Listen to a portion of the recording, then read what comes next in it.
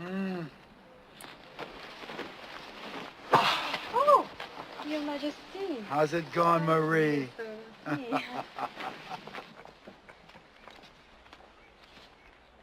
It's good to be the king.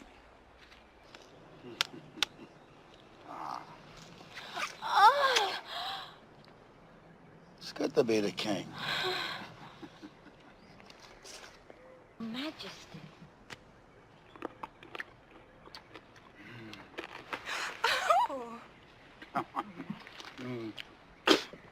It's good to be the king. Hello, everyone. I thought I'd play that instead of the rock intro. Welcome to the Sunday Roundtable. We're going to have some fun tonight. I wanted to take some shots at some of these movie trailers. There was one promo one that was actually pretty good, and we'll talk about that as well. But yeah, we have a great lineup here. We have the always awesome guinea pig who's nibbling toes and week, and all that great stuff. How you doing, Tom? What up, what up, what up? Who are we here to destroy today? DC, fake cocks, all sorts of weird things. Nice. We also have the always lovely and awesome Trina. How you doing, Trina? I'm well, happy to be here. Thank you for having me on again. Always a blast. I'm glad that you're on today. I know you haven't been You know what, so Vinny? great. Before you move on, we got to have her say her full new name. Okay. Trina. Something next to your name there, though. You want to hear me say, oh, God. Don't kid. Speak up. My channel's new name is not going to be Lasso of Truth anymore because I don't feel like it really fits what the content I have. So now it's going to be Heroes in Horror. Excellent. Oh, kid, that's wicked awesome. Of Star Wars. You got to add Star Wars. There's not going to be any Star Wars on there. Star Wars. No Star Wars, dude. What's Star We're Wars? in the What's zone. There's going to be a week straight of nothing but Star Wars content by Trina. Watch. I got Jaeger bombs. Yeah. You got Jaeger bombs. Jaeger bombs. Jaeger bombs. and Dude, we got a Star big Wars. box of Natty Ice. We're going to Dunkies. I picked it up at the pantry on the way over. Oh boy! And I can't stop. I'm in the zone.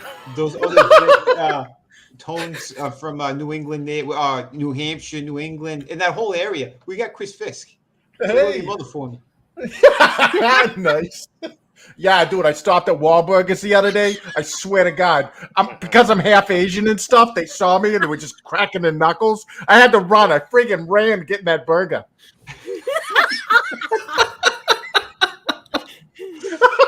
It's always awesome having you guys on here. We have our fantastic vampire bat here, and we're gonna get all Batman on you. Because there's been a trailer that dropped. Oh, was there? I gotta make fun of this thing, but how you doing, my bat brother? I'm doing good, my Batman. Remember, always be Batman, never be Robin. I'd rather be Nightwing than Robin.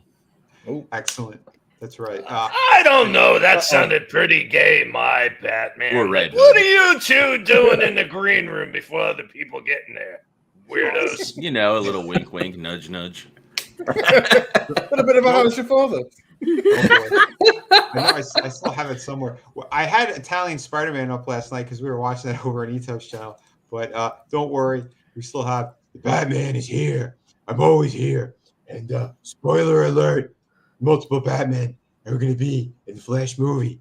But for some reason, Bale's not there. I think Grace lied. What she saw was, it was just a car. So, This right here is the quote of the year. That's right. That's right. Swear to God, Star Wars is over. I'm going to say hello to everyone in the chat room.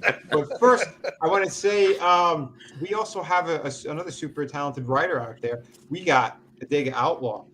Very good evening. He's got a new book out. Oh, dude, look at that.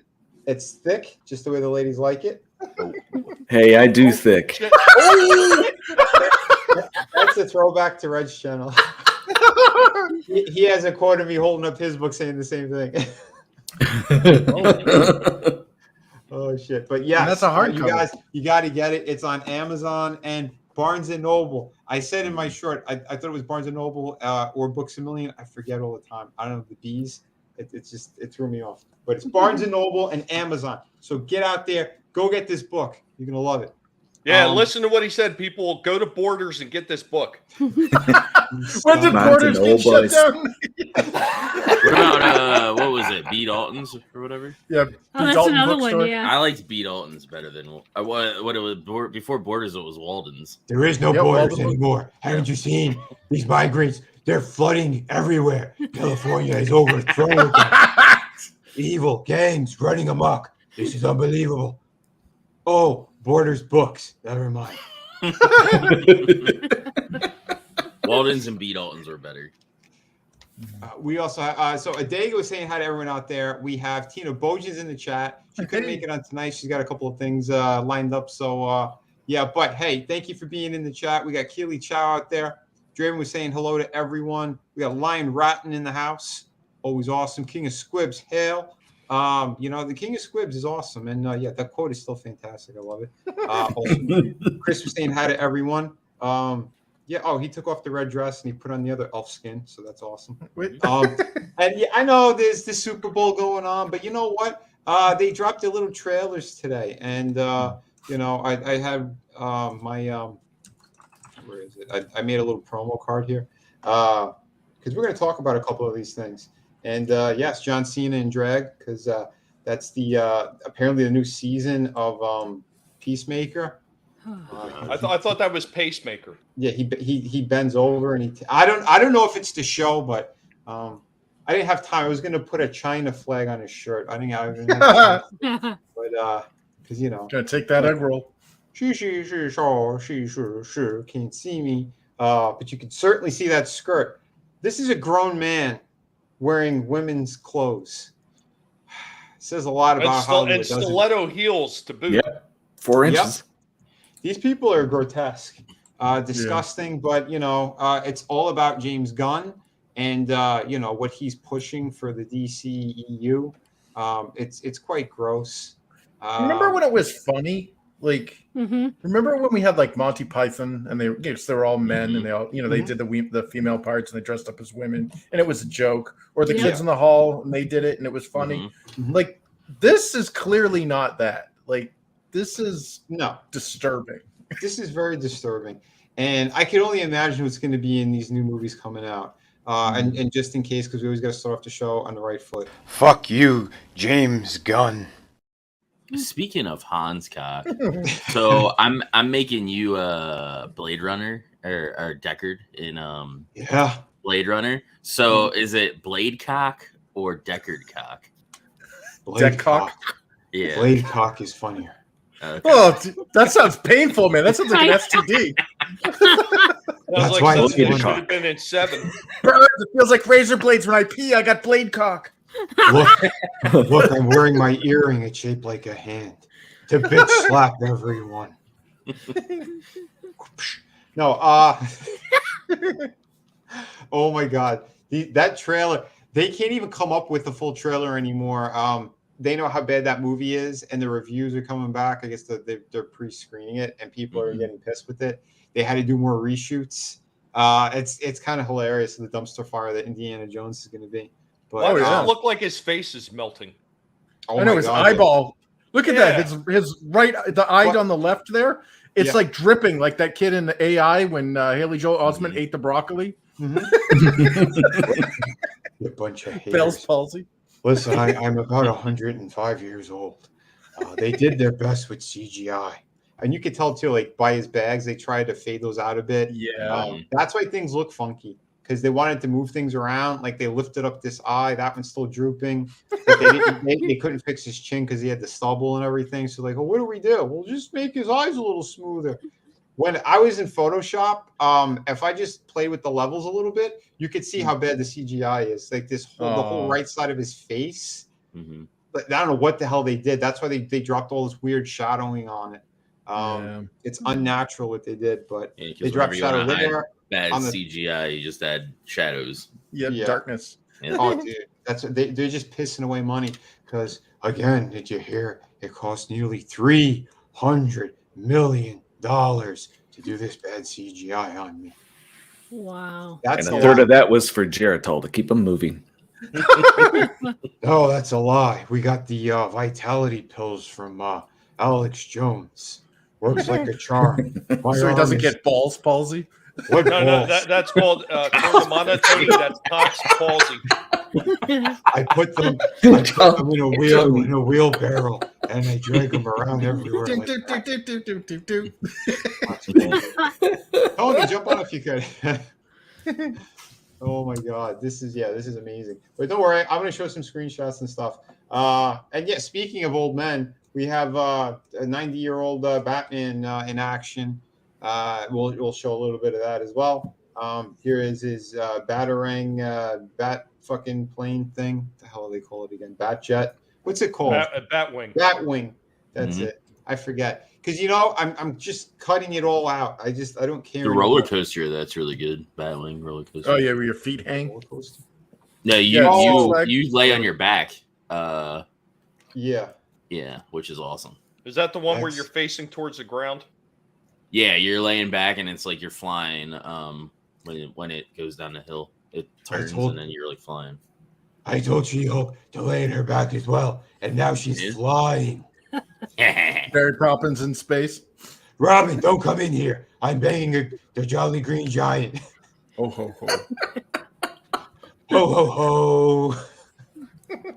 Oh my God, I saw her figures in stores. Yeah. They're doing clearance. They're down to $11. Yeah, I've never half seen off. Marvel. Yeah, I never seen Marvel Legends drop that low before. Yeah, they still can't get rid of them. They can't. They can't. They So it's- couldn't pay me $11 to take one. No, they can't.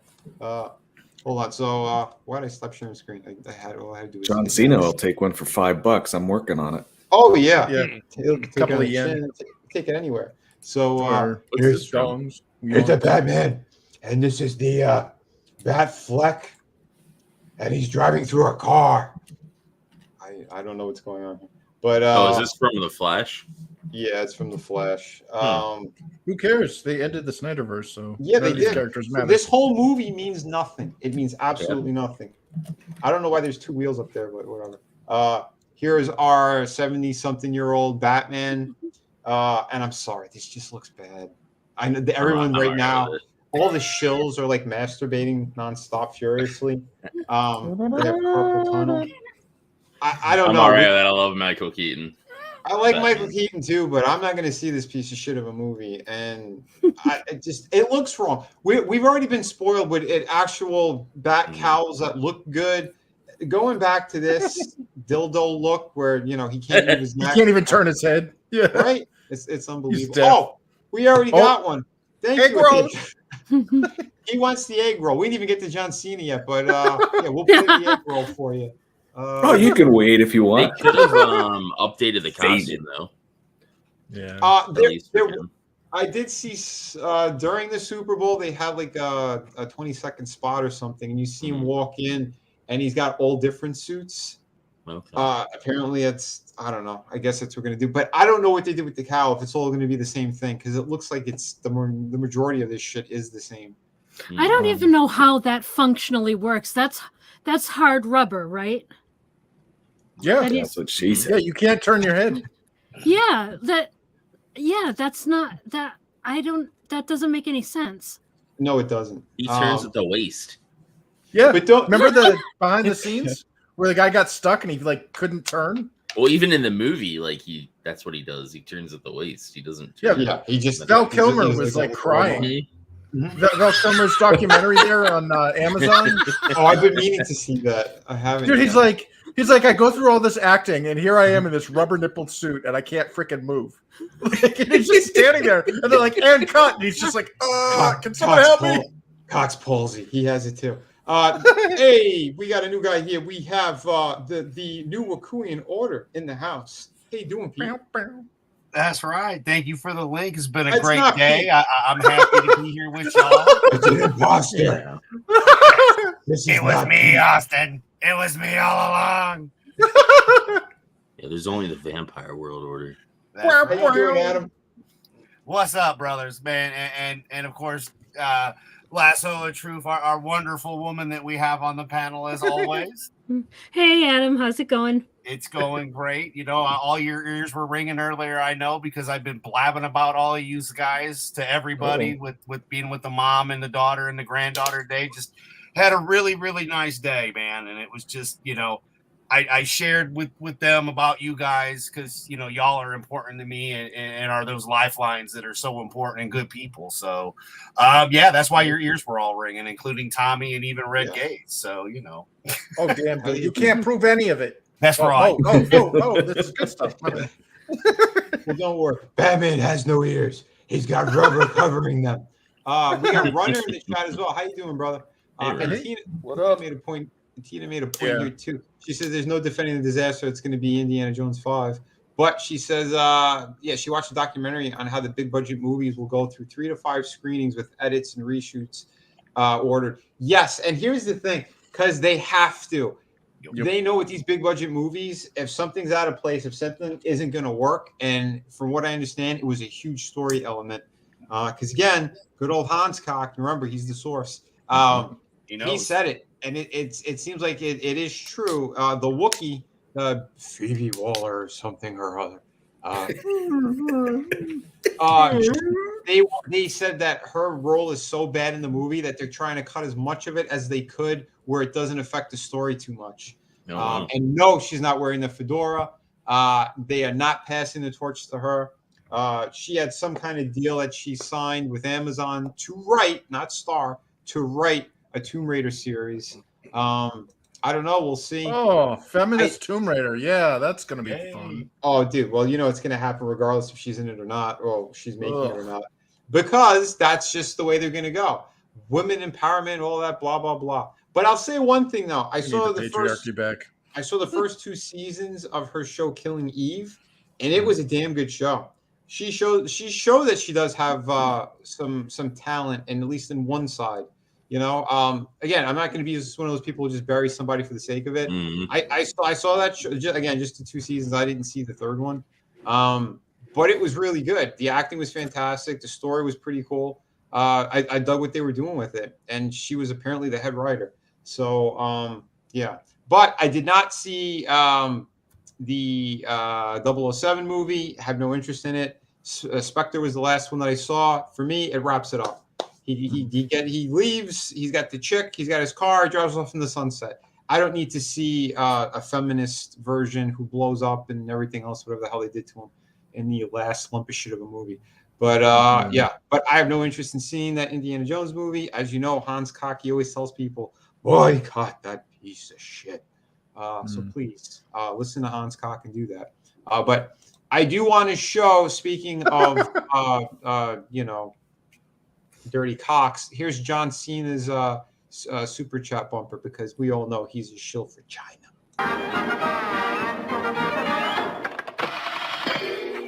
金钱看齐，墙上写着秦香莲的32岁了，装个当朝，驸马郎的旗帜王啊，满皇上的会2岁了，装个当朝。你好，中国，我叫希娜，我必须说，现在我有一个错误，我必须说，现在就是很重要。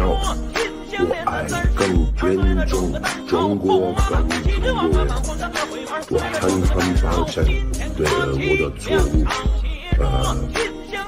对不起，我很抱歉，不好意思，再见。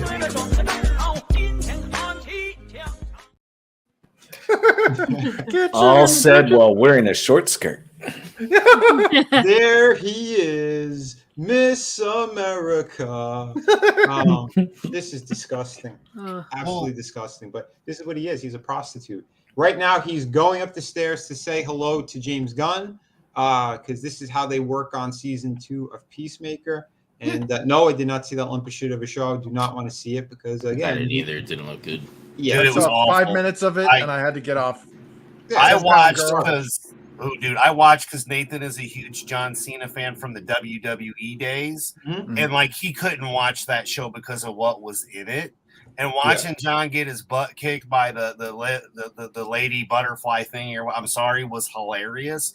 But he's a POS, man. I mean, this picture here, you notice there's no bulge. No wonder Nikki Bella left him. He's got no penis. Of course not. And like I said, well, there was no boys on set, so he had to go visit with. I'm getting off the tiny roll down. Yeah, James Gunn. James Gunn. Yep. Yeah, again, we know how James Gunn got his position over at the DC headquarters, and we have footage of it. We got to definitely write a song about how we do not diddle kids.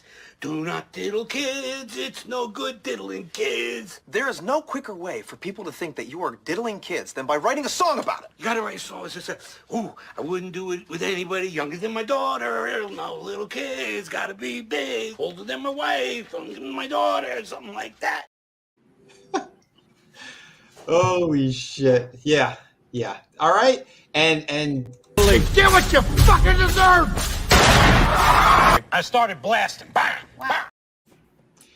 That's for all those people right now who are, against all this stuff, but yet run over to James Gunn's thread and start to fillet him.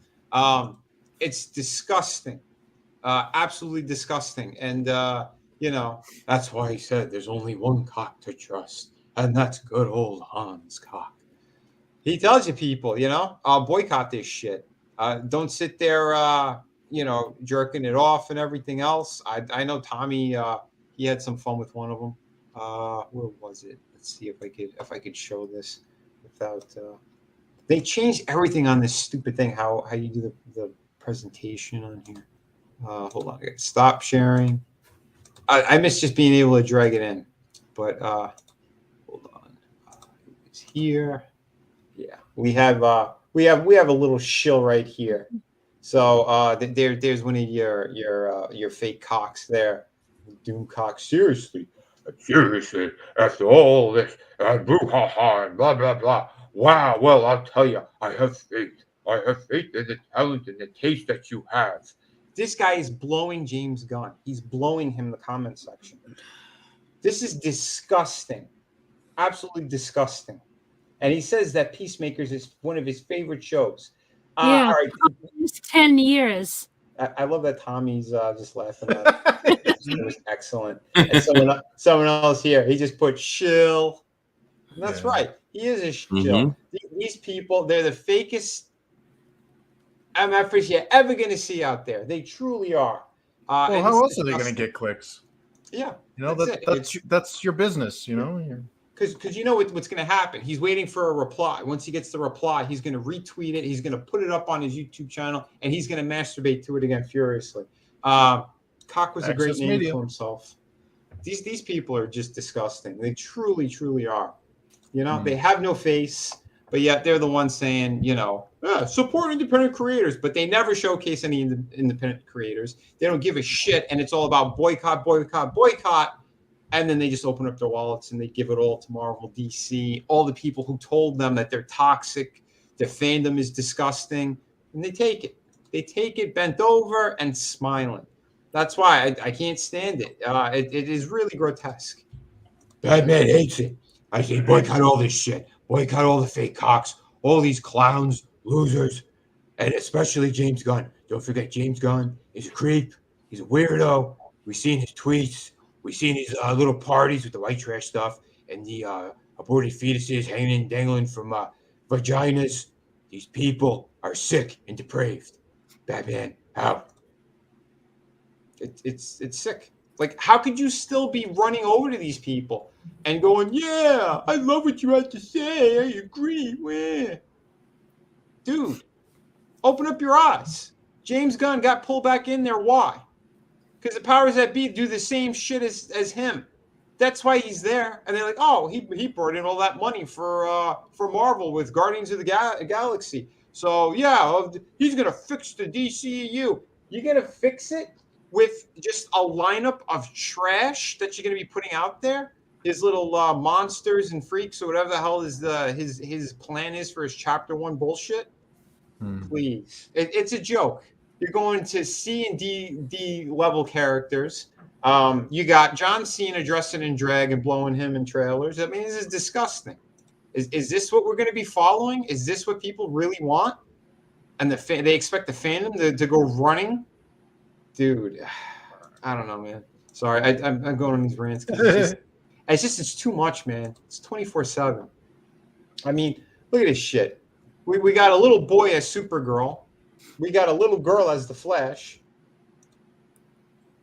What is that all about? I really are pushing the little lesbo Supergirl thing.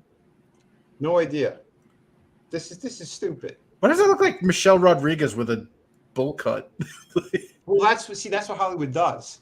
Michelle Rodriguez is old now, so she's going to finish out her Fast and Furious franchise there with Vin Diesel, and then she's not really going to be doing much. Like they threw her in that what's that Dungeons and Dragons movie, but she looks horrible in it. I actually kind of want to see that. She looks terrible though. She looks like she's in her 50s. People don't. At least it's not like Madonna, man. No, that's stuff at night. Chucky's sister. Michelle Rodriguez. Madonna's another freak altogether. We can maybe show pictures of that later so everyone can. And I like the Fast movies too. So. I just like them because I can turn my brain off and they're just. Well, those movies were made for China. Those movies were made for the Chinese office that just like explosions because they can't understand what the people are saying. So they're just like, oh, pretty shiny. Why is Tyrese or whatever his name's? Yeah. Why is he still in it? Wouldn't China want him killed off? How did he make it to so many movies? Anyway, I was going to say with the Michelle Rodriguez thing, see, they try to find actresses that look like younger versions of other actresses. That's usually how Hollywood runs.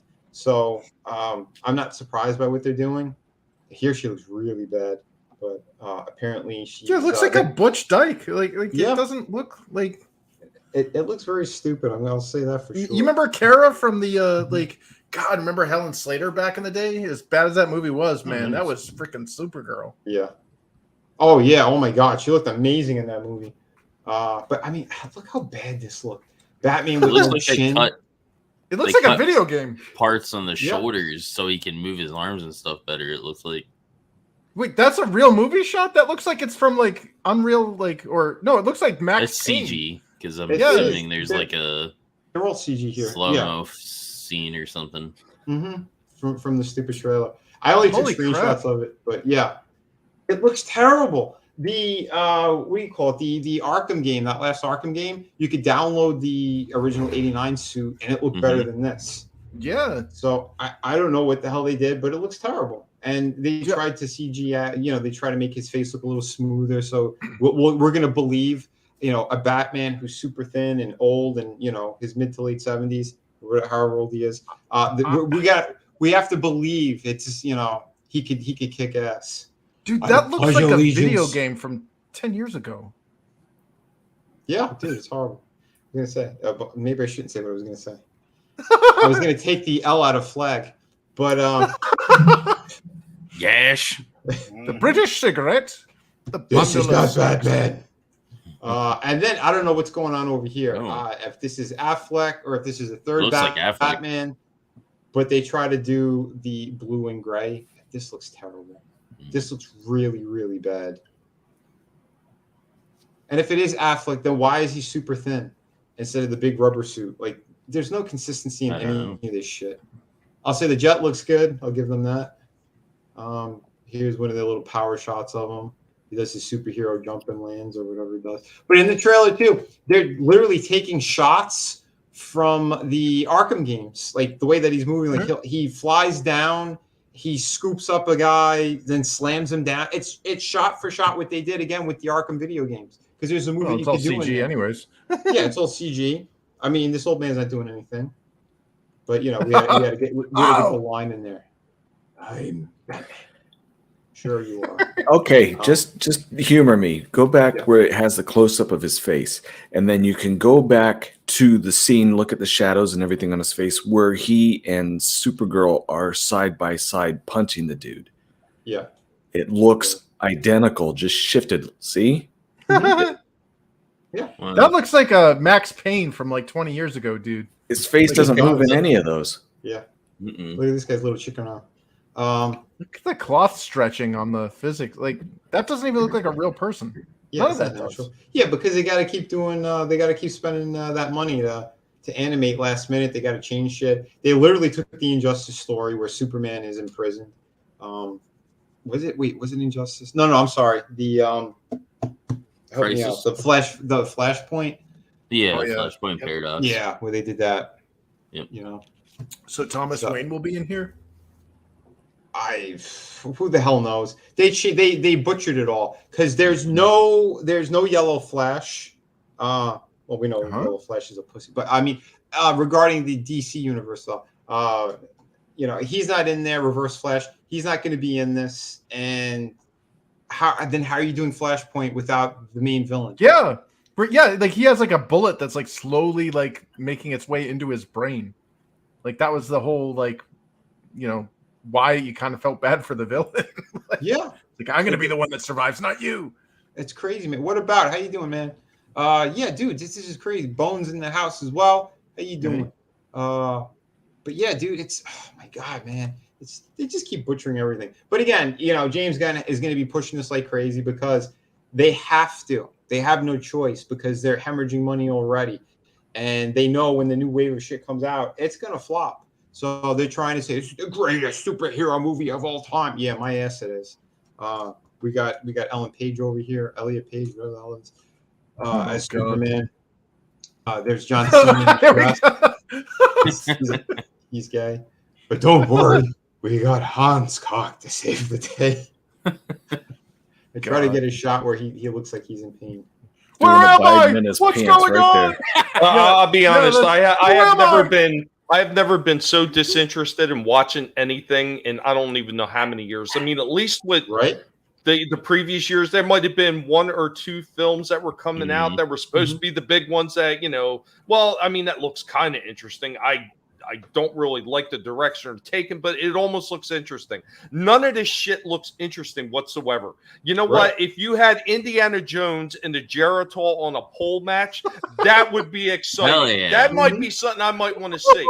This kind of crap right here, the shit that they're doing with that Flash, and like everybody sat there and came out and said what a piece of shit Ezra Miller is. Yeah, everybody's sitting there cucking out, like you were saying. They're cucking out now because they want to go see this trash because, they got a few inserts that everybody might find interesting. Yeah, they're baiting you, you freaking idiots. Yeah.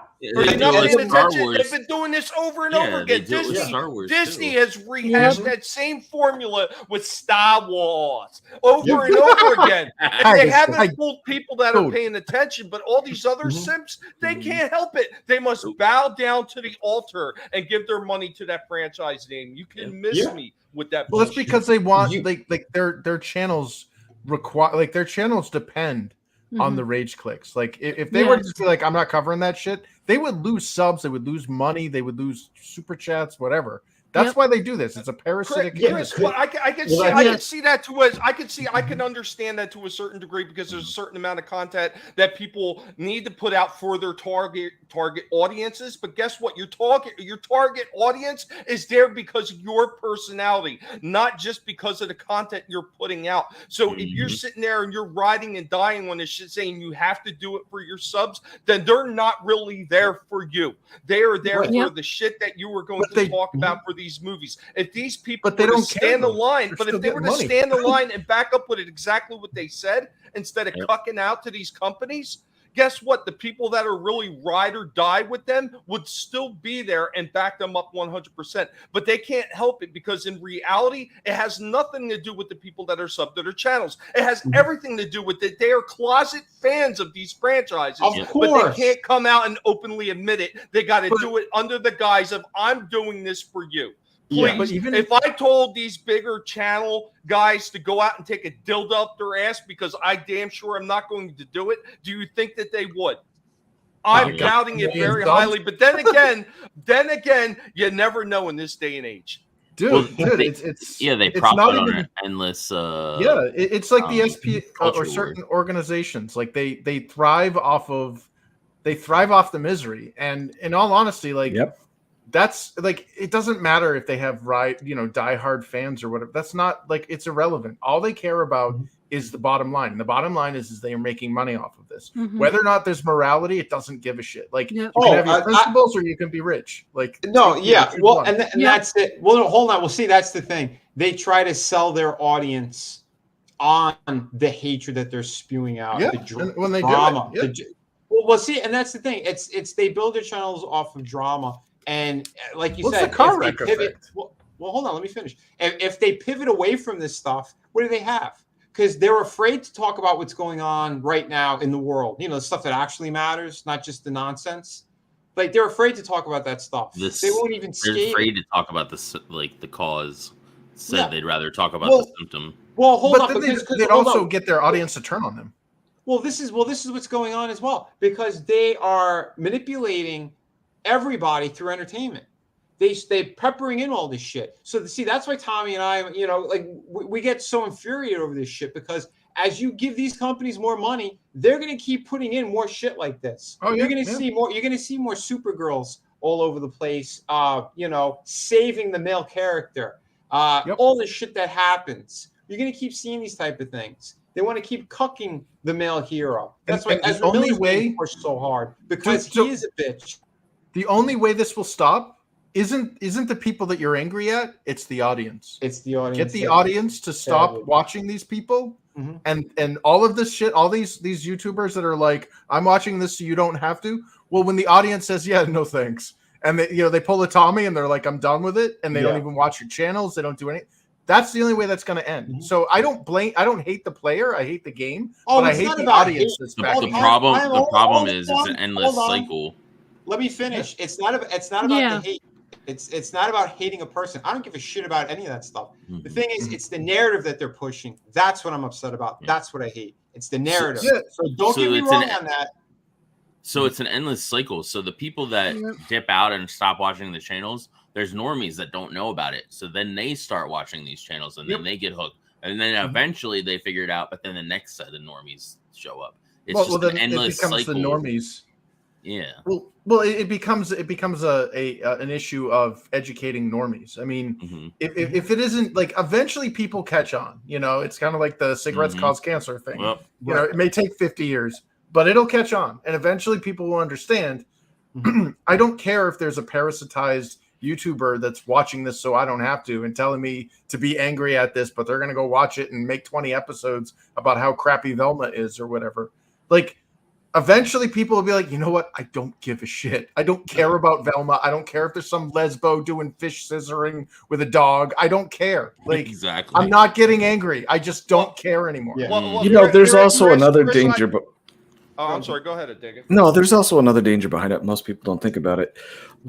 Is each generation of this stuff, you know, you get the normies to watch it. The previous, and I'm talking, you know, maybe every 10 years or 5 years, the quality of the programming goes down. The demand for excellence, what do they call that? The Overton window of what is actually a good show continues to diminish.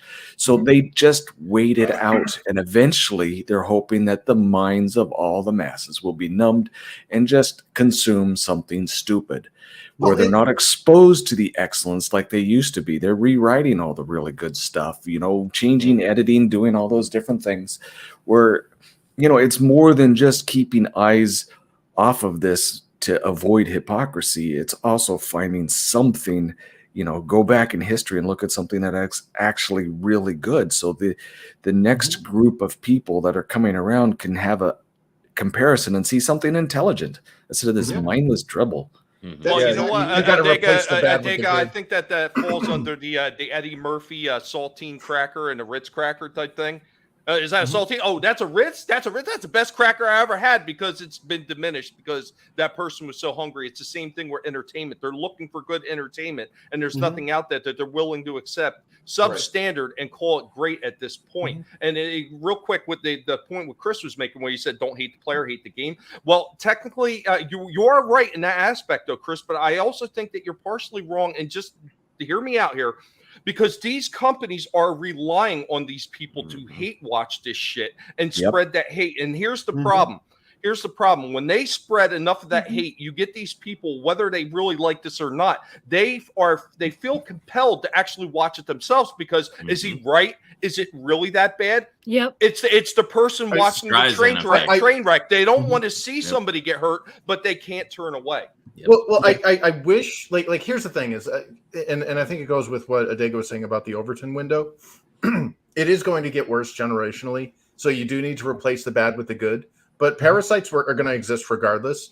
And like when I see things like here's an example of that Overton window that bothers me. God of War, okay? God of War Ragnarok isn't woke. Yeah, it is. It's woke as fuck, dude. I don't want to see that shit. I don't want to see black people in Norse mythology. What the hell is that garbage? It didn't work for Lord of the Rings. Why the fuck is it going to work for God of War? Oh, but no. That's the Overton window because it's not as woke as previous shit. Yeah. But we've now moved the starting line, so to speak. We've moved that window, and we're now okay with it. Oh, the next is going to be God of War isn't woke because Kratos was Greek and Greeks have gay shit in it. So now he's like fudge packing some fucking the Egyptians are like. It's going to keep moving, and it's going to keep moving. And eventually you're going to look back and be like, wow, what the hell is this? Like, this is nothing like the first game where there was a mini game where you're banging broads to get power-ups. Like, and that's happening everywhere, like everything. So, yeah, like what Adego was saying, replace it with the good and put it in something so there's an example for people to look away. But I still see that the best weapon you can have is apathy because there are other people that go, oh, I want to look or whatever. But then there are people like, I've already looked before. Burn me 10 times, shame on me. I'm done. I'm out. I don't care. And I think that a lot of people, especially in our generation, are starting to realize that. Like I'm noticing that like Gen Xers, for example, don't watch TV because of the whole psyop that the CCP did with TikTok and stuff, and they've completely destroyed their attention spans. Yeah. But like they don't read comics, they don't watch movies, they don't even play video games anymore. They watch other people play video games. Yep. So the only people that really matter in this are the Gen Xers. We're the last generation that, or the millennials, the early millennials. Well, Gen Xers. You're right. That's why it's important that we step up. But there is a little bit of hope. My cousin's a lot younger than me, and her boyfriend made her watch all of the Star Wars movies. And she says the last 3. I didn't even open my mouth. She just went, "What a lump of shit." I said, "Oh, really? What are your thoughts on Rey?" This was the stupidest movie I ever seen. She goes, "These movies are awful." She goes, "It makes no sense." I said, "It doesn't connect to the original 3, right?" She goes, "Yeah, it's so stupid." And what happened? What happened to Luke? I say right there, right? They destroyed the symbol of hope. They cucked them out like the bitch. They did all that stuff, and now he's LGB. See, this is the whole cycle of shit, right? Because she only got into Star Wars because she started watching. She keeps calling it the Baby Yoda show because she liked it, and I'm like, well, why did you like it? Because it's shot like a Western. It's ripped off of other shit, is what it was. It's Lone Wolf and I gotta say, again, first season, I did enjoy the first season. I never said I didn't. But we know what's going on. We know what's fucking happening with all this shit. Boba Fett was horrible on every level. For the one it was. I watched 2 episodes and I was out. And I saw the episode because they said it was the Mandalorian one. I was curious. I watched that one. It was a good episode. And they talked about, I think it was the Dark Blade or whatever the hell it was. And I'm like, okay, so now you have something that's super important to the Mandalorian, but you put it into a different series altogether, which I would have missed completely anyway. So it's like, well, that's why I'm out of all this shit. It's stupid. It makes no sense what they're doing. And you're right. They're going to keep poisoning things because they don't have any more talent. Why do you think they're going back to the well? They're whipping out a 77-year-old man to fucking play Batman again. I mean, come on. Dude, this is scraping the bottom of the barrel. And like the shit with Kratos, there's wokeness. Yes, I'll say that for the character designs and shit. Story-wise, it still worked. Whatever they did in there was still good. But like you said, they're peppering it in. You're right. It's the slow boil. They're going to keep doing the Overton window. Yeah, they hit that point where we see it. Like again, if they have a moment where Kratos is banging another dude, I would have taken that game. Uh-oh.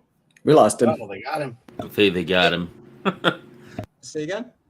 Yeah, you lost got a little you for a second. silence. Yeah, they overheard you. Oh, son of a bitch. Shut him down, the Goyim no. Right. We got Nick in the house, though. How you doing, Nick? Hey, how's it going? Can you guys hear me? Hey. Hello. Hey. Yeah, I'm using my fancy AirPods. I'm just making. Yeah, hopefully you guys can hear me. Yeah. But yeah, man, I've been watching the Super Bowl a little bit here and there. The commercials have been okay. They haven't been bad, thankfully. So they've been all right. Okay. Yeah. Anything that stood out to you so far? What was it? Yeah, I guess the Flash trailer was real quick, but other than that, I mean, yeah, I don't care for it. It looks like they basically copied the cartoon that I watched. And they did a shittier version of it. You know, which I mean that's usually what they do, anyways. Yeah, it's gonna be crap. But like Frankie said, that's why I kept it up there. He said, the Flash. He said it's not gonna flop because there's already 100 goofy reaction videos. Probably paid for. Yeah, the sheep will see it. Well, this is the whole thing that they're doing. Yeah, this stuff is never gonna stop. This woke stuff. It's not gonna stop. Like even us boycotting it isn't gonna stop it, because when I went to go see Megan, the horror movie, there was a trailer for the new Marvel movie coming out. Quantumania. Yeah, Quantumania. And I'm just watching it and I'm like, that is a really good trailer. And I because I went to see it with my husband, I said, if I didn't know anything like about what we know, like from being on Twitter about how bad Disney is and how, the whole agenda and everything like that, I would definitely go see that movie. That's what a normie is going to see, and that's who that's the audience that they're appealing to, and it's going to work. It's always going to work. Yeah, this is just man. So they don't care about the fans, though. That's the thing. Like they don't. That's been evident for a long time. It's not for the fans. But I want to say something. I want to say something else. These channels that are watching it so we don't have to. Chris said, well, he doesn't hate the player, he hates the game. I think we got to start hating the player, because they are contributing to people being like, oh, you know what? Is it really that bad? Well, I'll just pirate it, and I don't believe that a lot of people that say they pirate it actually pirate it. I just don't. But these channels, they're contributing to getting people to watch this shit too. Well, here's my thing. Maybe this is the Jew in me talking. So sorry, guys, I got the J card. Easy, but honestly, like if you want to hate the player, the player's making money. You know what I mean? These parasites are making money off of this. So coming in guns blasting and being like, you guys are awful, blah blah blah, whatever. It's not going to affect their bottom line, so they don't care. You know what I mean? Yeah. It's like it is a business and they are making money. It's the same way that like strippers have no self-worth or whatever, when they're like, yeah, I'm flipping my tits out to people or whatever. Or I'm a hooker on the street. I'm making money. It's like Amaranth on Twitch. Exactly. One sec though, you missed the point though. See, saying it because everyone's always afraid of these big channels. I don't give a shit. Right. I'm saying it so more people, more normies, more people who are watching happen to say, oh, wait, all right, I'm watching so-and-so on their big channel. Holy shit, Vinny and the guys were right. This is bullshit. They should come to that. That's the hope. Well, sometimes they should come to that conclusion on their own. Yeah, I agree, but some people have to be woken up. Yeah. Exactly. They need to do the Batman slap to Robin. Yeah. Oh my god. It's straight up. What's his face? The Matrix. Yep. They had to wake up Neo. Hold on, Neo's the chosen one. He couldn't wake up on his own. So, speaking of that, I was since I'm working on the intro and I'm using some clips from that. That is like is from the first one, and like him talking about that is literally like what is happening now. Like it's ridiculous. If you think that's messed up, you should see Plato and the allegory of the cave. Oh my god! And there's what the fuck is it? Deus Ex? Deus Ex. Deus Ex, the one that came out in 2000. Do you know that Alex Jones helped write that whole game? That is an awesome game, by the way. Yeah, and they're using it now all over the place. Elon Musk came out and was talking about that. He goes, I can't believe it's happening. That game is happening right now. How come people don't see it? He's praising that game that's like 20-something years old. And Jones is sitting there going, yeah, keep praising it. I'm the guy who they came to, and I gave them all of the story beats. And he goes, but I'm not allowed back on Twitter. I thought that was hilarious. But so some person says, yeah, Velma would have disappeared into obscurity if no one covered it. And yeah, that's right. It wouldn't exist. Season 2 wouldn't exist. Same with that new Warriors shit and like the Kibblesmith and all that shit. Like I would have had no fucking clue who the hell that is, and would have been better. And you know what? Would any of us have cared if we never knew about it? I know I wouldn't have. Yeah, but you have to understand. I mean, like as the channels we are, it's kind of a double-edged sword. Do we not? If we don't cover it, then somebody else will, and then it's like it'll be seen. Somebody else will go check it out. But then if we do cover it and everybody else covers it, it's covered too much. Everybody hears about it. It's all over Twitter and social media. But it's bad. It's like, well, what do you do then? You damned if you do, damned if you don't. I think part of that, Nick, is and I've said this one multiple times. It falls back under the God damn it, guy who ran the circus. Barnum and Bailey. Barnum and Bailey. Yeah, Barnum and Bailey. When he was saying that there's no such thing as bad press. I mean, he actually took that from somebody else. Yep. But I mean, I think that's part of the problem. And a lot of these companies are starting to see that now. That's why they're saying already, I've heard somebody talk about Velma's already got greenlit for season 2, even though it's got some of the worst reviews ever, because so many people kept talking about it. It's actually generated enough of interest that they think that they can push to season 2. And unfortunately, I think that's the direction what a lot of shows. Well, they're not going by ratings really anymore. They're going by like click and throughput. Like they're going by they're going by the other metric that I've always touted since the beginning: watch hours and watch minutes. That's the thing. Is this kind of like I've always whenever I'm on World Class Bullshit, I always say it's like don't watch this shit out of spite. If you value our opinion and these channels' opinion, do not watch it and give it any time. If you do know how to pirate it, which I do and I do for the channel. Then there's no problem. But do not give them your money or your time because they will use they will use the watch hours against us and say to their higher ups, being like, oh, they watch so many hours, so many episodes, so this, that, and the other. We may as well greenlight season 2 and 4 and 8 or whatever the hell else it is. Well, again, Nick. I'm sorry. Let me add this real quick. I think that's part of it, Nick, and you just hit on it, is the hours. Because we all know that no matter what you use, what site you're going on, goddamn search engine you're using, they're following every single thing that you do. I mean, I could be offline technically, not have anything signed in. I could look at a toy on Twitter. Google will know about it. And they will post that shit in the goddamn feed saying, oh, well, we know you looked at this toy somewhere on Twitter or on some other social media site. And I think that's part of what you're talking about right there, unless I'm misunderstanding you, because they know that people are pirating this shit. They know about those numbers coming in from the pirating, and that's what they're using to be able to justify pushing other seasons. They count pirating too. People think that, I'll pirate it and so it won't count, but that's not true. They do count pirating hours. See, hold on. That's ridiculous. Well, the point I wanted to make before too, because here's the thing. You were saying about the channels covering and not covering and all that stuff. Again, you guys, Jeff and you all did this stuff before everybody else. And the thing is, most of these channels, they rode coattails, then they climbed over and kicked you guys in the face while they decided to do the same thing. Now they would just grab whatever even bigger channels we're talking about, not necessarily you guys, but now they took that recipe and they're cannibalizing it in every possible way. See, that's the difference. And the thing is, they keep saying it over and over. We hate them, boycott them. Then they give all their money to them.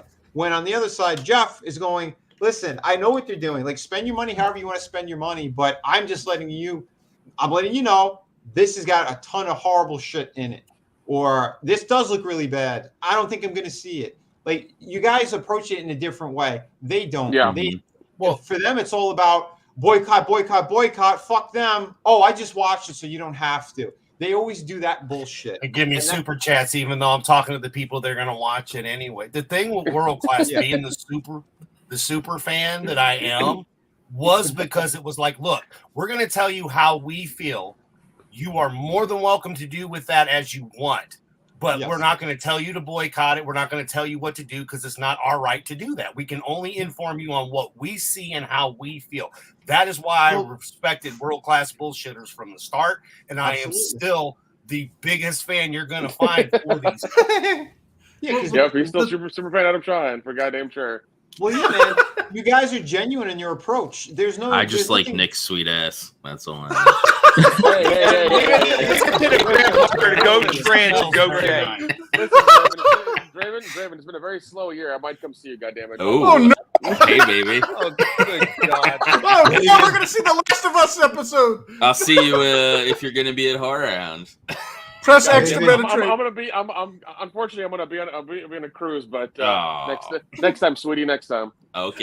God damn you, Draven. God damn you had to take a gay right before we say hi to Liam. I just want to tell you this. All right, Draven. Some motherfuckers are always trying to ice skate uphill. Well, just know, Nick, that Draven's not that far from me. So when I come and meet you, when we hook up, I just might bring his vampire ass with me. Okay, so well, it's good to know. We'll have a cameraman for Patreon content. That's good right. to know. Oh, yeah. Well, we're doing an OnlyFans. Like I want to emphasize though that so for example with that Velma thing, okay, there is a financial incentive to be the hypocrite.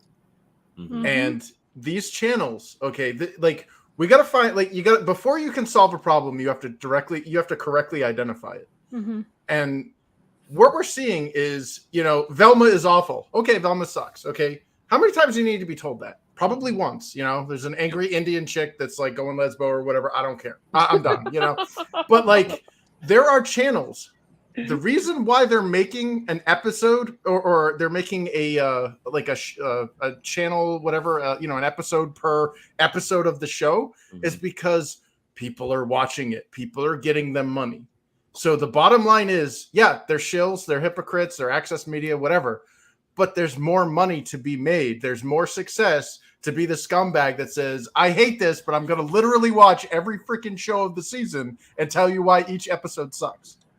Until we can stop that and stuff too. Yeah, until you can stop that.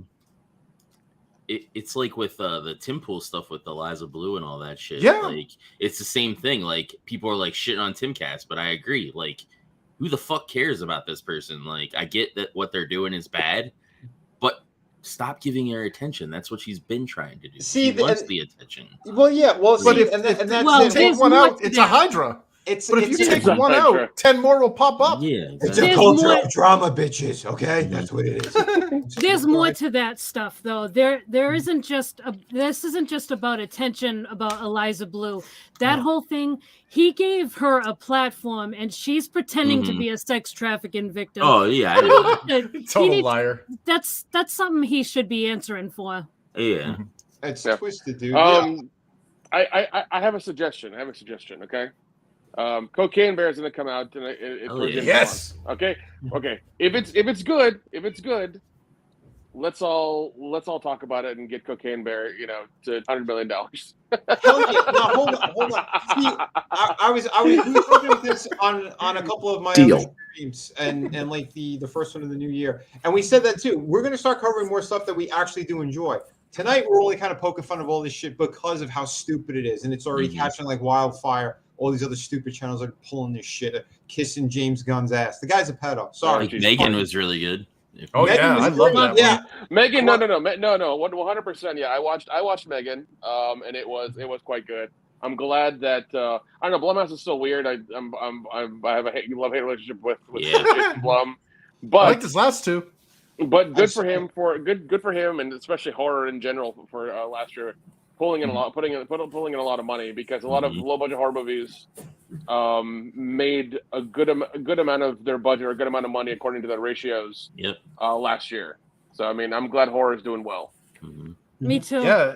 And there's something to like. I started watching a Blumhouse movie. I'm not going to say what it is because you guys might spoil it for me on accident, so I'm not going to get into it. But once I finish watching it, then I'll talk about it. But first, I want to say a quick hello. We got Liam Gray on panel. He's been sitting here waiting patiently. as we I've were been going like listening. crazy. So Yeah, how you having doing, a good Liam? time. Hey, Yeah, no, Liam. it's good. Hey, how's everyone going? How's everyone doing? Not bad, not You bad. good? Yeah, Yeah, that's you- awesome. I mean, Hollywood sucks. We all know that. Look now, part of the group. 100%. It really Oh, does Jesus. suck. Why he's young? What the fuck? Yeah, they took stock footage. Hey, no. They euthanized him. Yeah. Oh, they okay. did. They euthanized him. Still alive, They you sons of euthanized him. bitches. What? They With a ironed Y. the wrinkles. I'm sorry. Isn't that how you use that word? Isn't that how you use that Yeah, word? the special effects department went, oops. Wait a minute, you told us to euthanize him, not youth. By the way, Kendo on World Cup Bullshit came up with that. I didn't. I'm just perpetuating the joke. So give him the credit for that. So I just had something pop into my little koala head. I was just thinking,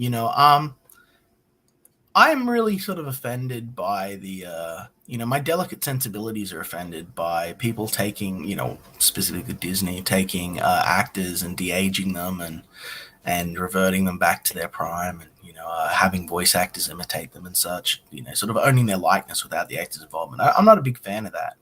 But in the I ultimate don't know hypocrisy, what you're talking about. yeah, but in the ultimate hypocrisy that is the Liam, Vinny, I'm 100% fine with someone making a cartoon of the exact same character that is young and has a different voice actor.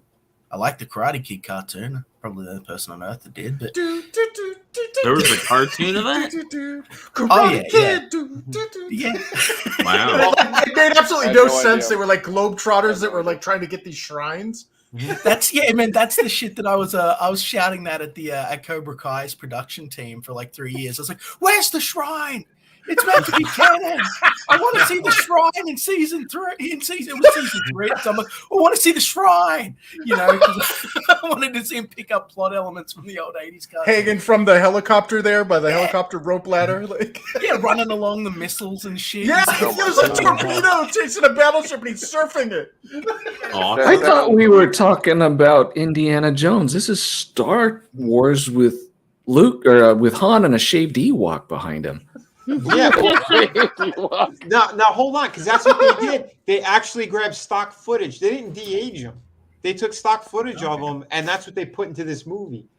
That's why it's cost them so much money, because like they're literally putting his head on his like old body, and then they're trying to CGI the neck out. That's why things don't line up properly. Yeah, that's why the lighting on the neck doesn't match the lighting on the face. Yeah, it looks bad. Well, because the shadow would have been remember- different too with the collar. Remember, Right, we saw shots of an older man that was his height with the markings on his face. So they did have a body actor for him as well at some point. Yeah, they had a mask that they put on for the stunt double as well. Because this thing's going to be flopping all over the place. We talked about how this is bad CGI here, that his eye looks like it's melting into the He's got Bell's palsy. Wait, no. So it's what Chicken you're neck. saying you're saying his balls are going to be flopping all over the place. Is that what's going to happen? No, I told you. My balls are in a wheelbarrow. I take them everywhere with me. They used to hang out of my pants. It's all. Don't get old. Don't get old, folks. But it's crazy. But that movie's gonna be a piece of shit. Like they think it's gonna be some kind of hype train. People want to see one last go or whatever. No, it's gonna be garbage. And they already had such bad reviews that they started cutting out the Wookiee. Where is she? Here. This one here. Even over here, they had to blur out as much as they could. They don't like her. They said that they're chopping up as much as they could of the film to edit her out. They have to do it in a way where it's not going to affect the story too much, and that's why they're doing even more reshoots on this piece of shit of a movie. That it's still supposed to be coming out during the summer. That's the big scoop that good old Hans Cock had for you not too long ago. But yeah, shit's going crazy. People think that she's going to be replacing him. She's not replacing him. She is not replacing him. Well, not now. Not anymore. They did shoot 3 endings. 4 endings, and I think they said 2 or 3 of them he dies in it. So it also pissed off people. So they keep playing around with all of this, because one of the storylines was that he was gonna sacrifice himself in order to save somebody, but the young version does it, which means he dies. The old man versions never exist. Like the whole thing is tits up. It's insane what the hell they did, but they're trying to see what they could salvage and get out there. So This is going to be an interesting and hilarious run. But remember, again, spend your money how you want, but good old Hans Cock says boycott the shit out of this. I got paid, so I don't give a fuck. But yeah, I got more planes, and that's what matters. I could crash. Well, them I mean, anytime. I was about to say, I was like, yeah, you can't fly them for shit. You can't walk for shit either because you're breaking your ankle every other goddamn week. Have you seen my leaky eye? You think I could see? I don't know what's Oh. going on. I travel by scent. I'm like, money's over there, so I crashed. Listen, ask Uncle Lucas for some eye money, all right? Just get him to replace it for you. Nah, George won't part with his money. He made billions, and he destroyed Star Trek in the process. Dude, he's got Bell's palsy in that portrait too. Like, Never mind you. CG. The Korean has spoken. I wish once again. I wish would have brought that kid back. Short round. Yeah, I saw a fan poster for like the story of Short Round or how he ended up or some shit like that. And I was like, that would be cool. Yeah, but I think they would have to de-age him as well and do a whole story, and I think it would be too much money for them to invest in that. He was good in Everything's Everywhere All at Once. Yeah. Yeah. Freaking I love watched that. I watched that to Manliness, recently. by the way, with all these. You said Adventures of Short Round, and I just imagine a live-action Venture Brothers. I just can't imagine him. That would be. Dr. Jones, Dr. Jones. Crunchy feet, crunchy feet. It's like his life peaked in that one adventure, and ever since then he's just sort of trying to make it through life in the shadow of his former heroics. Technically, he had two adventures. He had Indiana Jones and Goonies. Yeah, the pitcher's apparel. The pitcher's apparel. Oh my god, dude. Frankie Nose says Indiana Jones: The Search for Luke Skywalker. That'd be funny. Well, I mean, technically that would work out because it was a long time ago in a galaxy far, far away. So, a real long time ago. I'm going to get into the Enterprise and I'm going to look for him. I'd fucking watch that. I'd fucking watch I would fucking watch drunk high old Hans Cock, hopping around fucking pop culture. Yeah, all day. I'll fucking Fuck you, James Gunn. Imagine that, a drunk history starring Harrison Ford describing his movies, and it's all enacted really wrong. Like it really is the Enterprise he gets in instead of Millennium Falcon. My plan is forming. I'm going to take over pop culture. He'd be like Hans Cock. He'd be looking at Worf and be like, Chewie, what happened to your hair? What happened to your forehead? Yeah, get a sense of humor, Rocky Dennis. We're gonna have Blade Cock, so.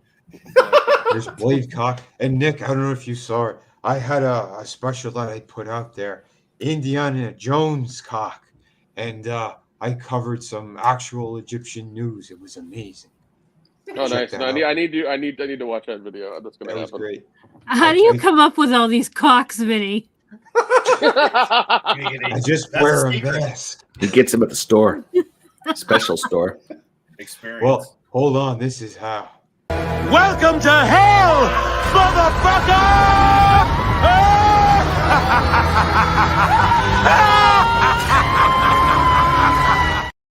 It's how Hollywood is run. Fuck That's a damn fuck that. Fuck that movie. Fuck part 2 so hard. Oh shit. Oh, Hey, what is this? 20 fucking questions? What the fuck's the matter with? Yes, Captain Lou, original Mario. I remember getting together for Jeff's birthday, one year, and we all were really excited to watch, Tales from the Hood Part 2, and we were just like, "What the fuck is this? What the hell's going on?" And then to cleanse our palate, we watched Black Dynamite, so that was a lot better. Dynamite. Black Dynamite was so good. They said they were going to make a sequel, and I don't think they ever did. What the hell's going on? They're no, Michael Jai White is I don't know what I think he's doing a million and one things. We can't just stick to one thing. That's a problem. But yeah, they made like a Western movie. The trailer's still on there, and it's still like on some of his stuff. But it hasn't been released yet, even though they've like shot it and had it and done pre-production, not production, but they've edited it and everything. I think it's done. They just haven't like officially released it yet. It's very weird. Oh, okay. What?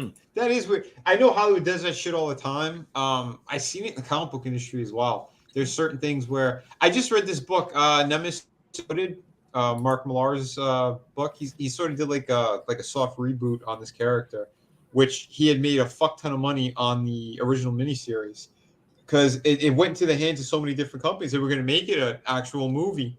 And one of the first people who got the rights was Ridley Scott's brother, Tony Scott, but we know what happened to him. So it passed on to another studio. I think went through 3 studios. Warner Brothers, I think, landed on it. They said they have an amazing script for it and don't know if it's happening yet or not. But in between that time, Mark Millar also sold the rights to all of his properties and stuff to Netflix. So I don't know what's going on. He kind of was making some note of that on the inside of the book. But the story itself, I think that they did it in like 2000, and they've been sitting on it because the artist was in an exclusive contract with DC. So I think they did it on the sly. But shit like that happens if there's some kind of legal issue.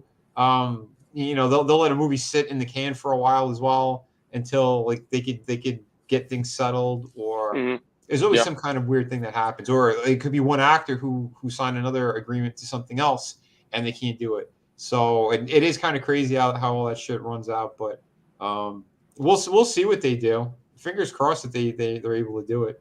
Last night we watched Italian Spider-Man on ETEP's channel. That movie was so funny, so glorious, so crazy. And at the end, the one true Spider-Man, the definitive Spider-Man story. That's right. And they teased the second one, and I'm still waiting for it. I want it so badly right now. The moral of it was to respect women. Yes. Oh my God, dude. And he would bitch slap a woman at the same time. But he would drink his coffee. It was amazing. He would drink his espresso and his wine and eat some fettuccine and just slap women all the time. Oh, it was glorious. It had nothing to do with Spider-Man. It was the funniest thing.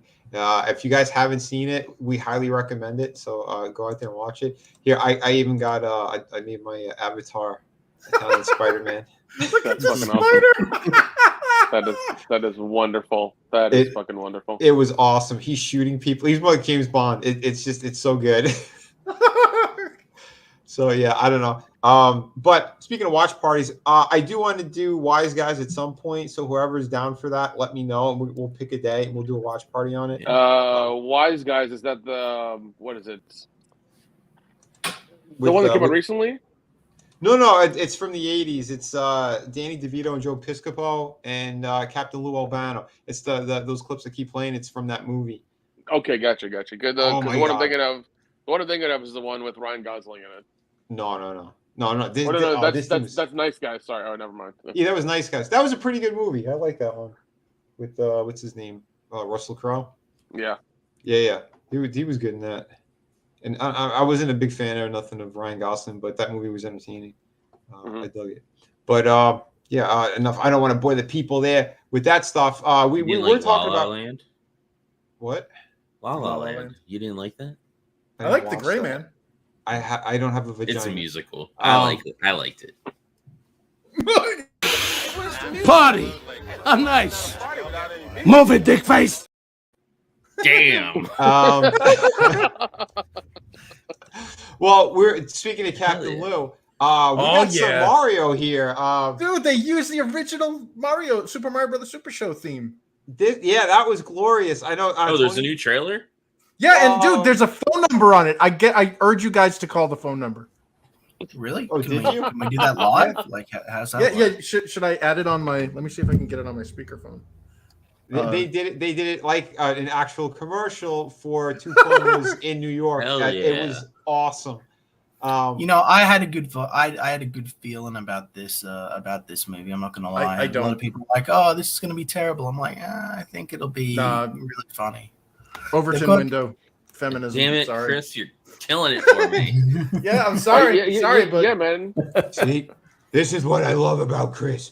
Every time I get massively depressed about my parents' death, Chris just he just gives us so much more information that makes us gloriously happy. Thank you, Chris.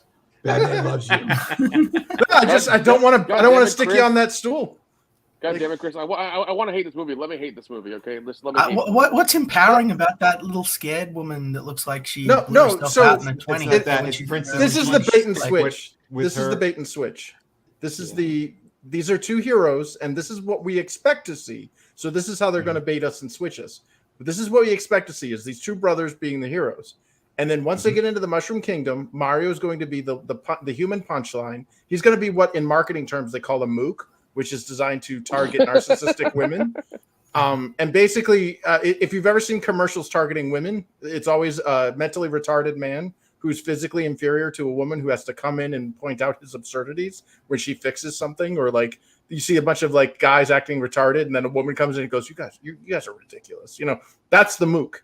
And that's what Mario will be in this. And then you've got Princess Mook has a different meaning in Italian, doesn't it, Vinny? What do you know about what Mook means in Italian, don't you? These are slang things. Listen. Yeah. And then they're gonna have Princess Peach with her battle axe come walking out and be like, killing it. I'm gonna have to save it. You know what? It sounds like the beginning is gonna be all we need to see.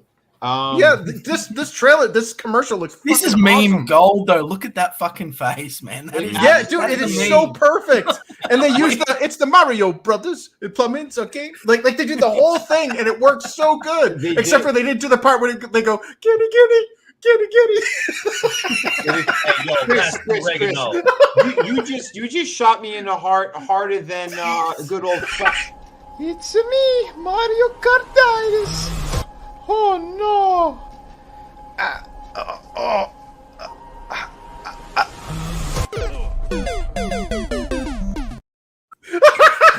Twitch. See, I'm all right with the whole Princess Peach because I've seen that being everybody's criticism. I'm all right with it because they're mashing every property of Mario into this movie. So it'd be one thing if it was the main Mario games, and it's not. They have Mario Kart. It's going to be like Ready Player One, Nintendo Smash edition, and all that stuff. But listen, seriously, like the feminism stuff, it's the Overton window. Like, it's not that bad, dude. They're going to have a woman show up a dude in his own freaking movie. How many times? Like that wasn't acceptable years ago. Why? Well, do you know how badass Princess Peach is in Smash? Yeah. I own all the games. I literally own all the games. She is still a Betty. Have you guys played Peach's own game? Yes, I have Super Princess Peach for the DS. I have it. And she's very feminine. She's very feminine. She's not really doing this whole onesie super Kill Bill warrior woman battle axe. But she can use a blade saber or a lightsaber in Smash. Yeah, but so can't Kirby. Badass. So can't Kirby. She's a badass. No, she's not. She's not a male badass. She's not emasculated. She's not masculine. No, she's a female badass. She's actually well done. Yeah. All right, hold on. I got a theory on this as well. Killing me. I want to go around the panel. We know what Chris's views are. It's I'm sorry. No, it's okay, Chris. It's okay. Hey, it's the round table. That everyone has a voice in here. That's what counts. I want to go. We're gonna go with Trina Camelot, first. baby. It's the only lady we have on panel, so I want to hear. What are your thoughts on this film? Do you think it's going to be good? 1, 2. Do you think he's going to be upstaged?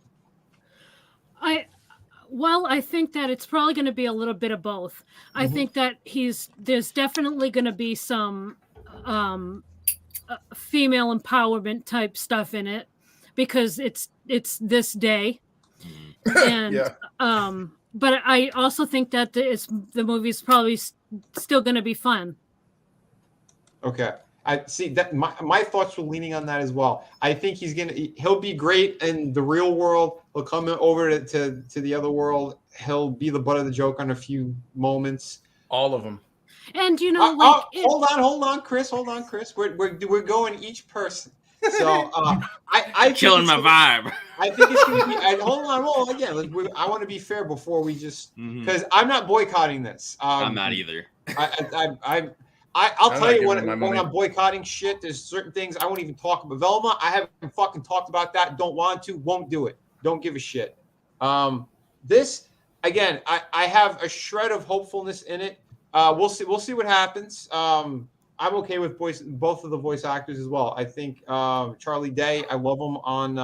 I I know what you're gonna say, Chris. Again, just you said it on another stream. Hold on. Charlie Day, he's hilarious on It's Always Sunny in Philly. Sunny in Philadelphia. Yeah, I think his voice kind of fits with Luigi. I'm still not 100% sold yet on Chris here for what he was doing with Mario's voice, but we didn't hear him talk that much either. So we'll see. You can't have "it's a me" the whole time. It's going to be too fucking long. So I'm kind of okay that he's going to speak a little more normal. But I do think that, as Trina was saying too, I think it's going to be a little bit of both. He'll probably get a lot of jokes thrown his way where, he's the butt of the joke. But I think in the end, he's going to come out the hero. That's my view. Trina, it sounds like she's about the same on that.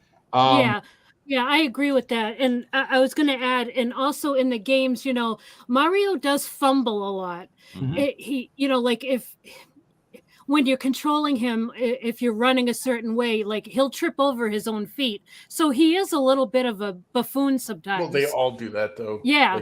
So it's they got rid of that mechanic because it pissed people off. And you can still see they still do that in the last Smash game I played. I can't remember which one it was. I think it was on the Wii U. But at any rate, it's so they do fumble and stuff. So I don't think it's going to be too far off. And like I said, Peach is a badass in that game. So it's probably like I said, it's probably going to be a little bit of both. Yeah. I think so too. Yeah. We're going to go to Liam. What's your view on this? Do you think it's going to be good? I think the Chad, Mario here and Luigi are gonna after Peach fails to make them a decent cake, I think they're gonna say save your own goddamn kingdom, and she's gonna go off all super Chad hero girl and get captured by Bowser, and then they're going to complain about how women can't do nothing right, and they're going to have to go save her. Hell yes! That was in the 80s, but not today because if that happens, I will be so happy. You know what? We're going to make that. If this movie isn't that, we're going to make that. Look at that meme. Look at that. No, in all seriousness, with his computer stuff. I'm sorry. Yeah. In all seriousness, I think there's definitely going to be bumbling. There's definitely going to be fumbling. We've got the Kongs in there, so I think that we're going to see an impressive thing with Peach going in and being all super cool and stuff because we've opened up with the I think early in Act 1 we'll see that. I do strongly suspect that they're going to do the bird in the cage thing with Peach. So she's going to come in, look really cool to keep all the feminists happy. And I think she's going to be captured ultimately by Bowser, who's being played by Jack Black. And the voice actor of Peach is another, I can't remember her name, but she's also got a history in song and music. And I think that the last Act 2 and 3 is going to be Peach in the cast with Bowser doing Frozen style songs here and there with Bowser as a duet. I'm 100% serious. I'm 100% serious. I think that's what we're going to be getting while Mario fights his way through the Mushroom Kingdom to try and free her. That's what I think the film will be in the end. And this isn't being produced by Western Animation Studios. This is being overseen directly by Nintendo, who are extremely controlling on their properties since the last failure of the Mario movie. So of the last Mario movie. So I am hoping if this can't do it, Disney wins. And I know that sounds like but in all honesty, this is the only cartoon sort of child-friendly all family company in the world that exists that has not been consumed by Disney is Nintendo. So they're the only ones that can potentially bring an alternate form of media and marketing into the mainstream with any hope of success. Yet. Yeah. True. But we'll see because they also aren't they opening up Nintendo World and all that stuff too. Oh yeah, it looks awesome too. Yeah, there's a lot of stuff that they're dumping money into and they're doing it right. So it would be a shame and be pretty retarded if they go the other direction with this movie. But they already showed it in the trailers. Yeah, but I think Liam, he's closer to the mark on that too, especially with how it's going to play out like that. And it's She's Mario's gonna have to first be time in the captured. world too, so he's gonna be fumbling. No, I mean, like they already showed Luigi's going to be the damsel in distress. They already swapped the role, and then they show that Bowser has devastated her kingdom, meaning that her dad or whatever is going to be the victim, but not her. It's it's feminist dogma 101. See, but there's so she's going to be all throughout the movie then? Like, is she? Have we seen scenes? Because I've only seen the first trailer. She's been on the Mario Kart scene. She basically Mario meets her at like at the court of the Kongs or whatever, and you got Seth Rogen who like fights him, and like he gets like, oh, he got the cat box. Oh, now you're gonna die. And Mario's in his little cat suit, and he goes meow because he's a living punchline. Yeah. Like, okay, well, I'm gonna have to check this out. That sounds. I hope it's not bad. Like, I'm not pulling this out of my ass. Like, this is observation. Yeah, no, I don't think that you are. I don't think that you are. I just know from like what I saw. So we saw a little bit of Peach in a Kill Bill outfit in the very first trailer, and I thought, but then I thought, she That's probably her gets kidnapped. Yeah, it's a Mario Kart suit. With a halberd. See, man, there are a lot of red flags. Yeah, I hope I'm wrong. Like, I'm not trying to argue to like put like. I hope they're like, dude, you are so fucking wrong. This movie is totally like threw us for a loop, and it's literally the games. Because what wasn't too bad. It wasn't too bad with some exceptions. Sonic 2. Did anyone Sonic 2 ever was great. Did anyone think that we would ever get a good Sonic movie? Like, I never thought it would ever happen, ever. And except for the humans. That was just really. I like the human part. I didn't mind it because it didn't follow the games. Like there was no. It was kind of like it's something else. You know what I mean? Like you got Sonic, you got like the weird human Green Hills, whatever. You got the interracial woke couple. All that. I don't care. Like it's new. It wasn't like, hey, we're presenting to you the games, and you're supposed to ignore everything you remember from those. You know what I mean? Like. They just kind of like they even threw in Easter eggs. They threw us a bone. They literally had Jim Carrey make a Ugandan Knuckles reference. Yes. So they got a laugh out of me. Yeah. Well, I mean, and they did great with with Jim Carrey in the end. I was a bit like, I'm a huge Jim Carrey fan, but like I was a bit on the fence about it when I saw the trailers and everything. But for the very first movie, but they kicked it in the ass, and by movie 2 we've got like a good looking Sonic, a decent Eggman. I'm really interested to find out more about the Knuckles tribe and his mother and everything. Like it's fun, and I'm hoping that that these Nintendo movies can surpass them. That's my hope. This is going to be the big defining moment for it, because we know that right now Disney is hemorrhaging money. They laid off over 7,000 employees. They're in the hole at almost $3 billion in the past 2 quarters alone of 2022. So this is some hilarious shit. And I mean, here's the thing, right? Like, I fucking do not like Disney. I do not like what they do. I do not like how they operate. I don't like that they murdered Jim Henson. Like, I've talked about this a lot, right? They've done a lot of really shady shit, and they are essentially a monopoly. They brought out the Avatar films and then intentionally sank them because they were the only box office thing that was competing with them, with the Marvel franchise at the time. So now they basically control the year-round cinema experience, and they can tank it so that they can get direct access to your home.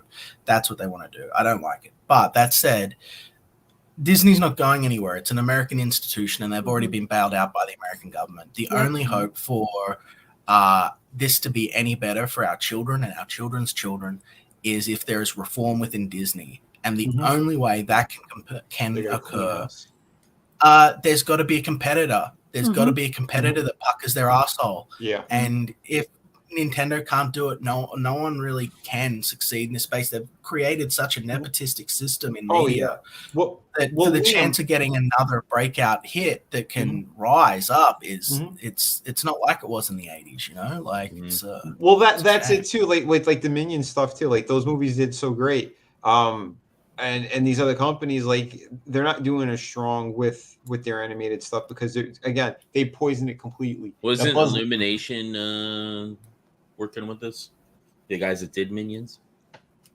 I don't know. I haven't done any heavy research on all that, but what I'm saying is that there are other companies that are doing it right, and Disney proved that like their last couple of animated movies and DC, they didn't do the numbers that they were supposed to do. Yeah, but it's not just it's not enough for it to be doing right. We need a competitor with Disney. So Illumination is the ones doing it. The guys that did Minions. Yeah, time out a second. No. I'm talking about like Minions. Like again, like there's a couple of them that busted $1 billion or damn near close to it. The last one like made like almost $900 million. Those are massive numbers for an animated thing. And yeah, that's great. And Disney can't do that right now. That's why they threw all their chips into Avatar, and Avatar only started seeing money after the $2 billion mark. And guess what? 1.6 billion of that came from Europe, overseas. Nobody over here really gives a shit as much. It would pull in 500 million, 600 million tops over here. And people who did see it said it was too long and the story sucked. Yeah, it was pretty, but they don't really care. The numbers on the third one is going to do even worse. But again, Europe right now, they don't give a shit. They're hungry for something that's pretty, and that's why we know kind of how they operate. But that's not enough. That's not going to do shit for them because the profit margin again is shit. It's shit. They had to cross $2 billion in order to start making profit. So what's the profit? But here's the thing: you've got to understand things have changed. This is what I'm talking about with the competitor. This is what no one's really talking about right now. Like real talk, they don't need to make a lot of money. All they need to do is maintain a stranglehold on the exposure so that they can control the marketing. They make everything on their back end through their advertising. And their merchandise. So like, I mean, because again, I know how all that shit works. But what I was saying is like for movie wise, so those movies keep flopping or nobody wants to see certain things. Again, like the Buzz Lightyear, they're not making another one. That's all. I don't know about you guys, but here, like Buzz Lightyear just was a blip, and everyone said it was shit, and all of the stuff is rotting on the shelves. It's all on clearance. Yeah, it's all over the world. Well, let me finish what I was saying. That's the thing. That cartoon, they pushed that there's woke agendas all over that thing, and right away, no one wanted to see it. They replaced Tim Allen with Captain Queer there, Chris Evans. And again, they said there's a gay or lesbian scene or something in there, like they're kissing or two female characters. Oh, and he is a doofus in the movie. He has to get corrected by a black lesbian. And so now you have parents going like, I don't want to expose my children to this shit because I have a good friend who his nieces, they're all younger, and the father's like, he's a cop and he's strict about like the movies and shit and things that they watch because he doesn't want to start explaining this stuff to them. He wants to keep these kids as innocent as they could because again, they're super young. They're not in the teens yet or anything like that. And he's like, they shouldn't be exposed to that stuff. You're watching a cartoon. I'm not dropping out. This is a bad timing. I'll be back in just 5 or so minutes. I've just got to go check on Yuka's progress for the day. I think that we are now. I'm not sure. I've got to go into the other room and make sure, but I think we've finished all of the roughs for Kakashi Moto Dolls 2. I think we're done now. So I'll be right back. Yeah, but all right, no problem. So the point I was making, though, anyway, with all this was that I think they're going to lose their foothold with stuff regarding like certain these things. They can't continue to make like these kind of animated projects that are going to have all that nonsense in it. They're shitting the bed with it. They're Amber herding all over the place. Yep. So now you have things like Minions. You got something like this that potentially could keep this type of stuff, in theaters, in people's face, in the proper way. Because if this does amazing, they're going to do more sequels. They might do spinoffs. You know how Nintendo's going to operate. Yep. They're a business. They want to make big money. They'll do a new video game. This is how it works. So I don't think they're going to go out of the way to fuck this up. That's why I have high hopes for this because Illumination is the guys doing it, and they're the ones that made Minions, and there wasn't any woke shit that I noticed in the new Minions movie. It was good. Like that's the thing is we're being lulled into a false sense of security. You should be, at least in my opinion, when you get burned more than once, you gotta be suspicious. Like it's suspect until proven otherwise. And when you see red flags, like that is like a danger. Like prove to me that it's not this. So after, like, I'm not going to see this on opening day, and I probably won't even see this in theaters. But if the moment I hear, oh yeah, Princess Peach is so badass and she kicked the shit out of everything, and Mario's a dummy, and the usual shit, the clods that I'm gonna, you know what? I'm glad I missed out. I'm not gonna see this shit. Yep. And then you go into your system and you're going to delete all your Mario Brothers games. You can say fuck Nintendo. No, that's the problem. I though, told is- you so. No, that's I don't want to be, dude. I want to be proven wrong because this is a really I can't stress this enough. This is called being demoralized. This is Marxist demoralization in effect right now. I am demoralized. I cannot enjoy most media anymore because this shit is everywhere. There is a vast majority of shit out there where I'm looking at it with high suspicion because we've been burned, you know. And like somebody's telling me, there's shit back in the '90s that was more woke than stuff you're seeing today that you're not giving any, you're not even giving a chance to. And I'm like, yeah, because I've been burned. It's too late. Like, I don't want to pay money to have a bunch of freaking feminists or a bunch of like angry black people telling me that white people are terrible and men are dumb and women are smarter and better at everything and like all this stuff. Like, I'm done with that. It's been demoralizing propaganda for the last decade, probably more. I've seen it in video games. I've seen it in tabletop role playing games now. You know, like everything has been infected. So to me, it has to prove itself before I give a shit about it. And Mario Brothers looks gorgeous, and that trailer with the plumbing commercial that we're seeing on the screen right now is fucking amazing.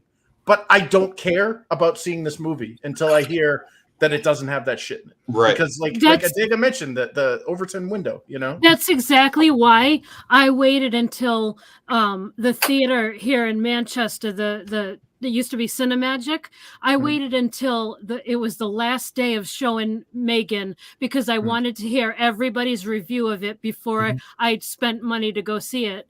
That's exactly why I waited, and I'll do the same thing with this movie. I'm not going to go on opening day. I'm going to wait until I hear from people that I trust to say this is woke or no, it's actually pretty good. I'll wait for that. You know what you're better off doing at this point with all the people that sit there and hate watch things and maybe they flip flop with their views. You're better off waiting to see if nobody talks about it, because if nobody ever mentions the show, it's probably good and there's nothing that they can hate watch about it, so they don't want to talk about it.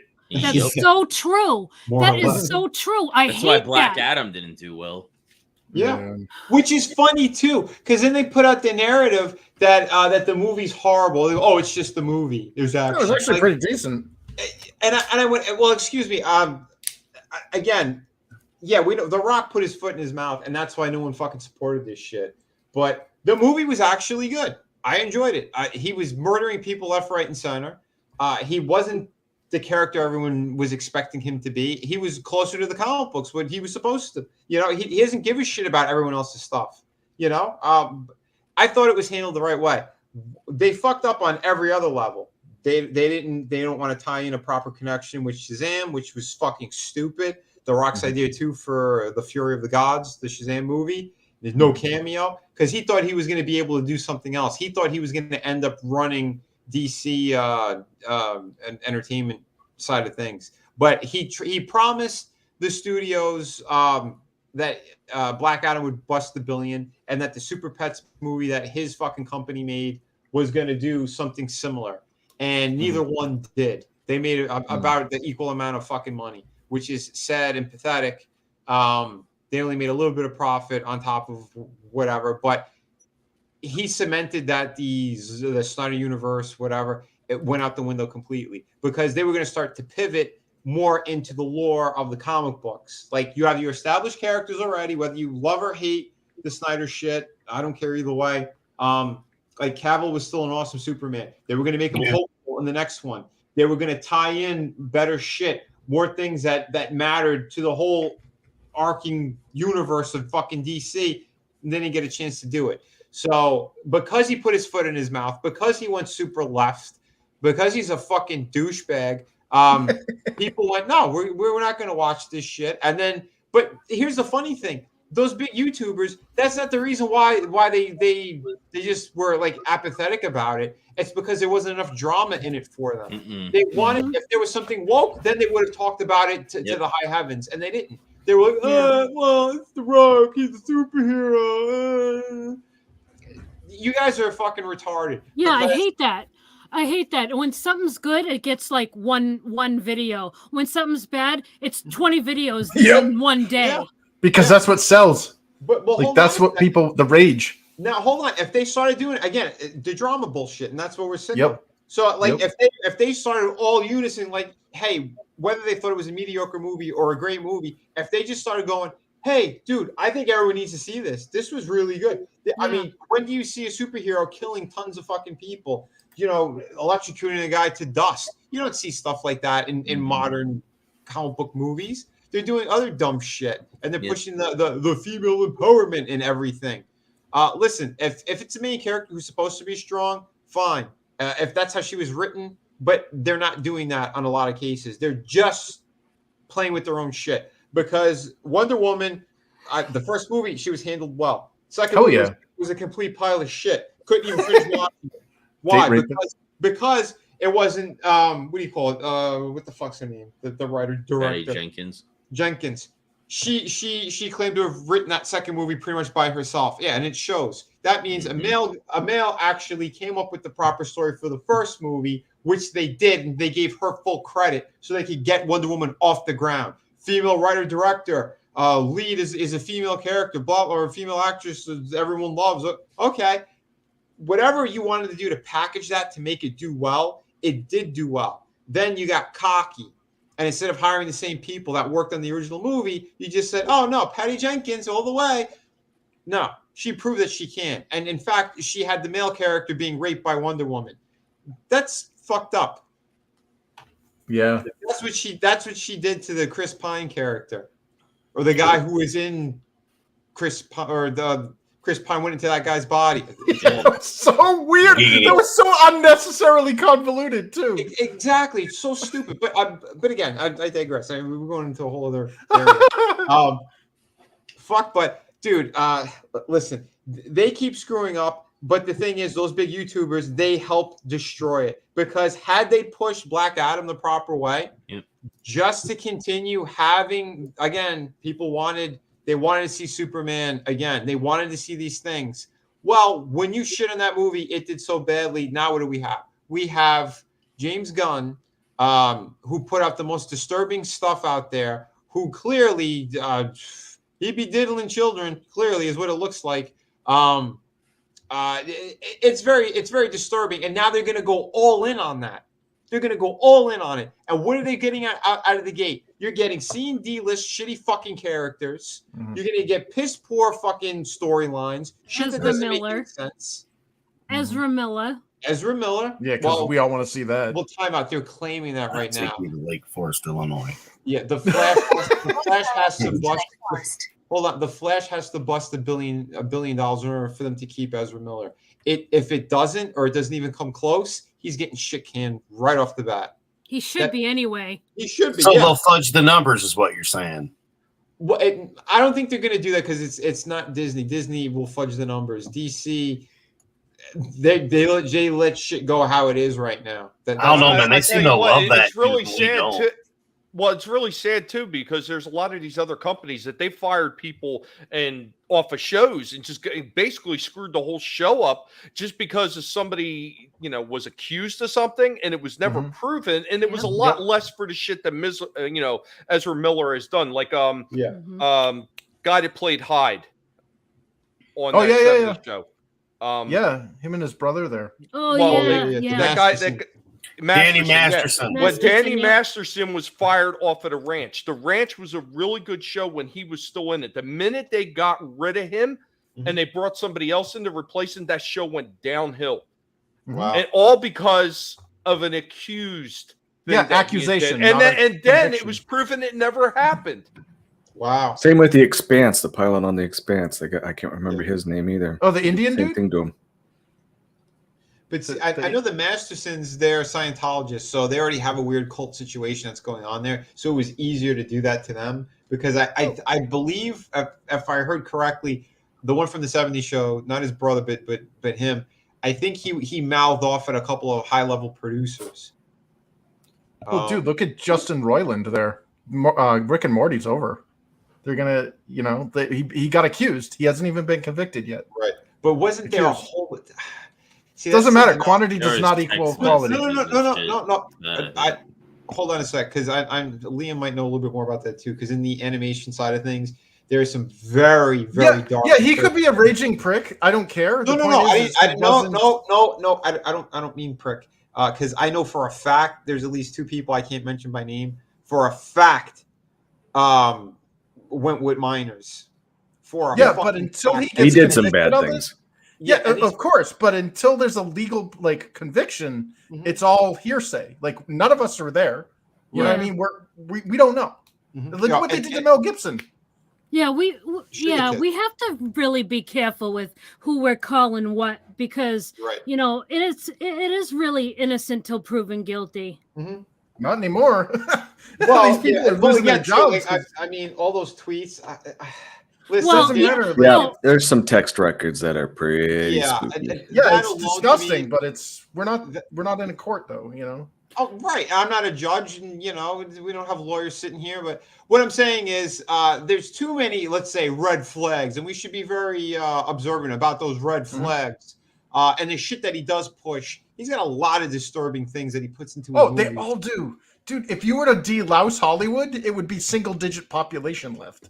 Yeah, you know? I think Frankie said it right. He's like, there's only like two actors in movies that I want to watch from those guys. He goes, it's Keanu Reeves and Mel Gibson. He goes, the rest of Hollywood. He goes, I don't care for Burns. Yeah, and he's not wrong. But again, I never watched Rick and Morty. I don't fully know. I've only seen like a handful of episodes. Yeah. So I wasn't First really season was invested. amazing. Then they got a bunch of feminist writers in, and it went to shit. I know a lot of the circles that guy ran in, and those people were bad. They were. You know what, Vinny? What manliness and motivation says is exactly what they're counting on. Yep. They're counting on people to get the nostalgia bite and come in for it just because Keaton is there, or if they do anything with Bale or anybody else, that's what they're hoping for. Yeah, and that's why they paid Grace there to spew that shit. Well, shit. Because that's what she is. She's a shill. I blocked her a long time ago because I'm not having words with that woman, and if something does come up, like it's my. To the people who follow her. Guys, Cammy Anime S says he had sex with little girls. Who is he talking about? Who did that? Justin Roiland, I guess. But like, from Rick and do Morty. do we know though? But do we like we're getting somebody else's? No, they're out. They're hardcore. They're all out. Do we know for sure that they're not fake? Because okay. Well, again, until there's a legal, until that gavel slams, I don't care. Like, it's not. Yeah. I hear you. But like you say, Chris, he's already guilty by association. But then again, that's what they do. Even if the dude didn't do it, exactly. He's been, a lot of them are very brazen though too. You got to remember that because they're all narcissists and sociopaths. Oh, yeah. See, someone like James Gunn.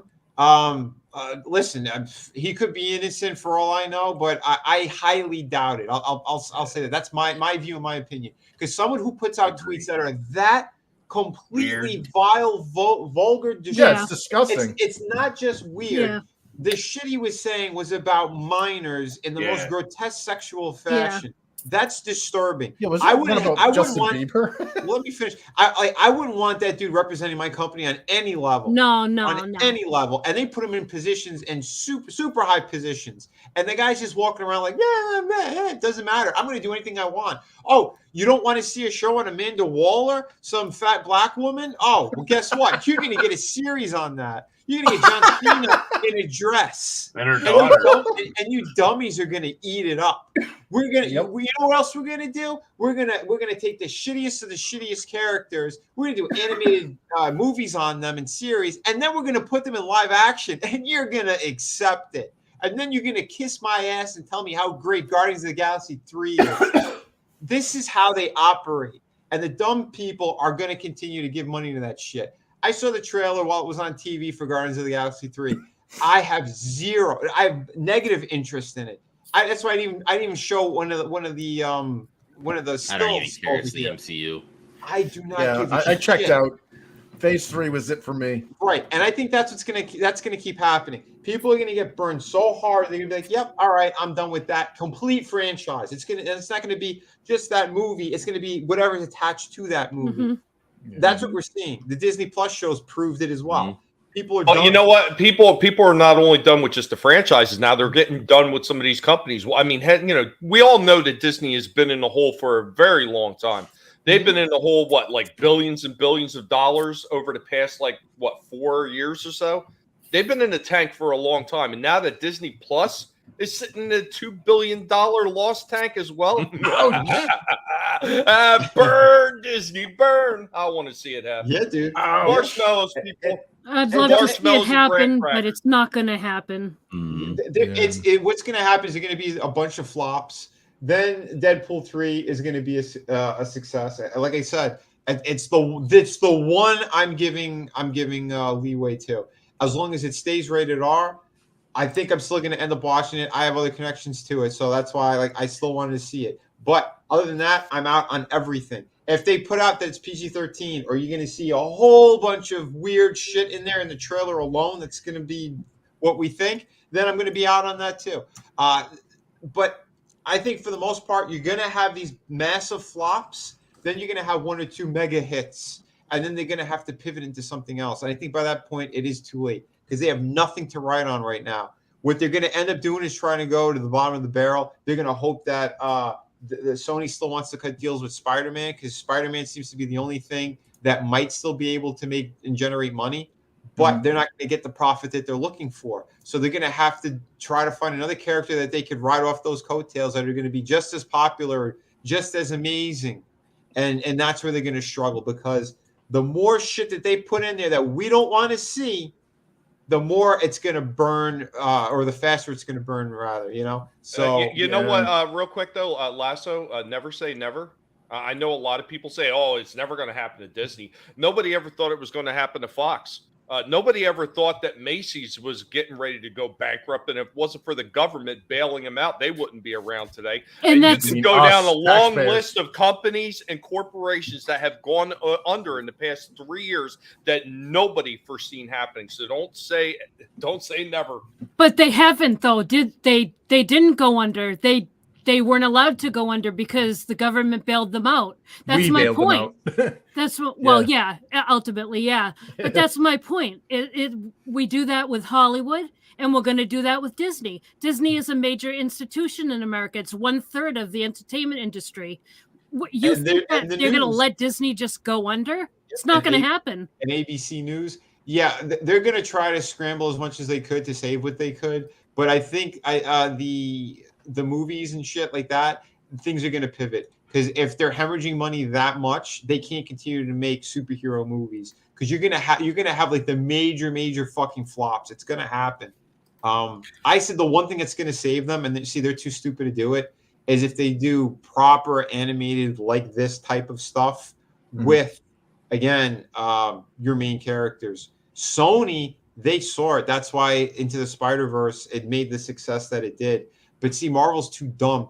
As soon as that was greenlit in a proper way and it started getting all this great buzz even before it came out, that's when Marvel, if they had a half a brain in Disney, they would have been going, okay, this is how we're going to reintroduce the X-Men, or we're gonna do the proper stories in a way that we can't do on film. We're going to do it with CGI. But see, they're too stupid. And you can't put agenda into something like that in a big way.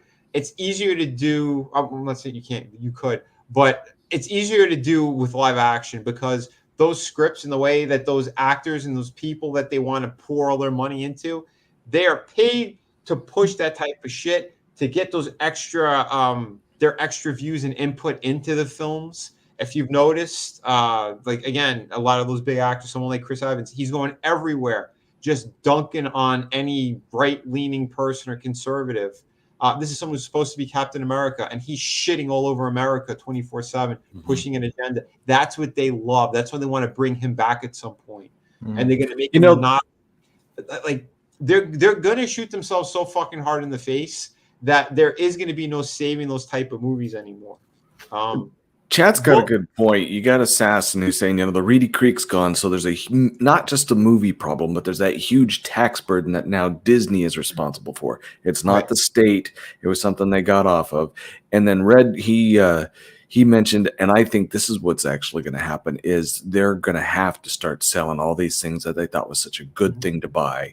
Yeah. ABC is going to have to go.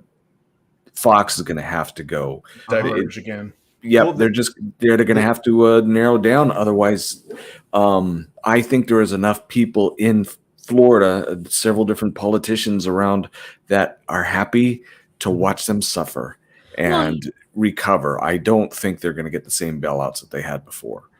Well, I absolutely agree, and I wanted to add on to that. As far as what Soul Assassin said, nobody ever thought that Disney would lose their special tax privileges. And, that was actually a really stupid move on DeSantis's part, because first of all, he shouldn't have done it the way he did, but he did it wrong. See, if we really want competition for Disney, what DeSantis should have done was, instead of just taking away Disney's tax privilege, he should have made it so that all the other businesses had the same level playing field as Disney, and give Disney real competition. Well, I tell you what though, Lasso, there is one thing that a lot of people missed with that, as far as the taxation stuff.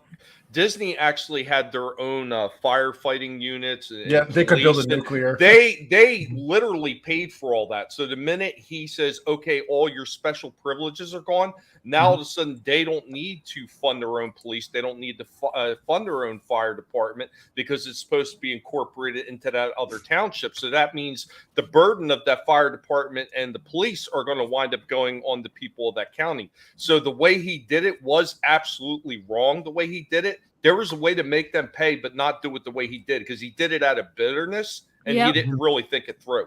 I totally agree. And now we're talking about, like, what Red Dress brings up, and it's an awesome point, is getting rid of certain things like piecemeal, like maybe finally letting someone else have Star Wars because they are an utter failure with it. Yeah, they killed it. In Marvel or anything like that. Well, if DeSantis gave the other parks the same kind of advantage and gave them a leg up, instead of just cutting down Disney, those parks could, like, those businesses could be competing and saying, hey, we'll buy that. Yeah, Universal Studios. Yeah, Super Mario World. Well, there was an article where somebody at Disney was they were discussing the possibility of selling off franchises. Because they've actually gotten to that position now. I mean, like I said, that they've been under that debt ceiling for an awful long time, and they haven't always been able to reach the debt ceiling every year. Like, you could be in the red, but there's a debt ceiling that you have to reach at the end of the year. And Disney has had a hard time reaching that debt ceiling every single year. It's been getting harder and harder for them. And at some point, they will have to start selling shit off just so they can just stay in that that middle ground red, where they're not dead yet, where they could just hang on. They gotta go for a walk now. Yeah. I feel happy. Well, either way, like I said, I have a feeling that things are going to keep going south for them in a lot of different ways, and they're not going to be able to do the shit that they've been doing. They'll have to pivot. Like you said, they'll have to sell off things. It's going to happen. There's already the rumors about them selling off Star Wars, which is hilarious with all the stupid projects that they have in the pipeline. Yeah, they'll just have to scrap shit. But are they going to still be protected? Yes, they're still going to be protected, because especially like ABC News, that's one of their central hubs of disinformation that they love to put out there. So, as far as the MCU, I think they're going to wait until it gets pretty bad, and then that's why we haven't gotten X-Men or Fantastic Four, these big franchises, right? But because of the contract, that too. But they'll be willing to let those ride out and then recast. But here's the funny thing, though. And then that'll pull all those people that were like, oh, fuck that. And they're like, oh, well, I like these characters. So, but here's the funny thing on that aside, too, because all of their other actors that everyone knew or liked or they gravitated towards, they're all aging out. All of them. because when they hired them, they were already in like 40s or 50s. A lot of these fucking people, and we're going on like what 13, 14 years now of these type of movies.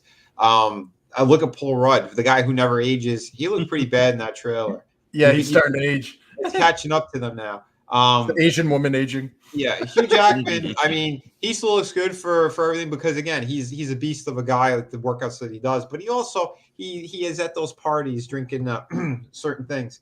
I think it knows what I'm talking about with that Bramovich. Yeah, adamantium chrome. Yeah, adamantium chrome. That's it.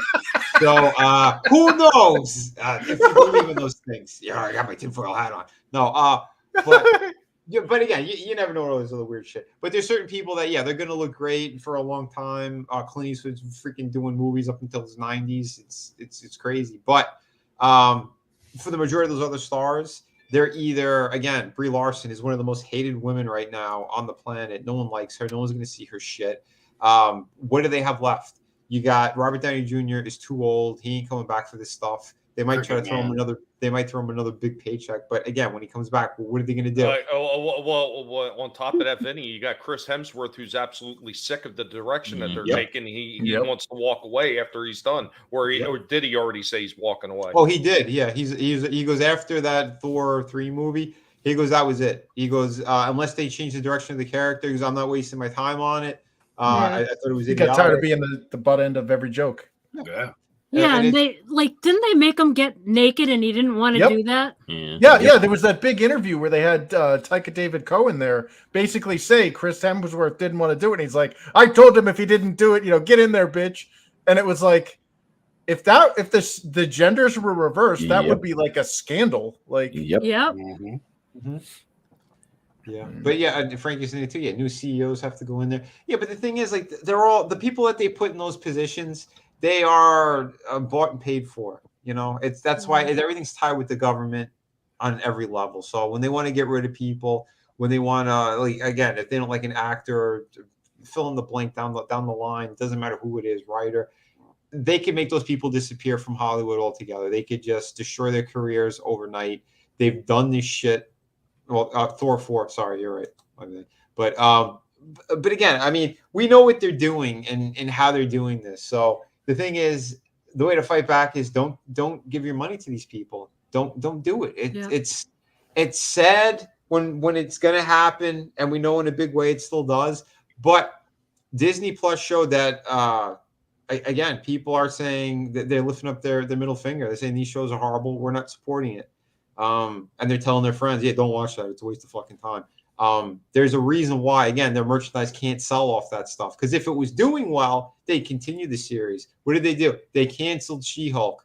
They're not doing any more of those Hawkeye bullshit shows either. Because it was all garbage. I don't even know the other stuff that they have. That's how little I care. But again, if they wanted to interest fans, instead of worrying about doing just Hawkeye, they could have let it into Ronin and did that.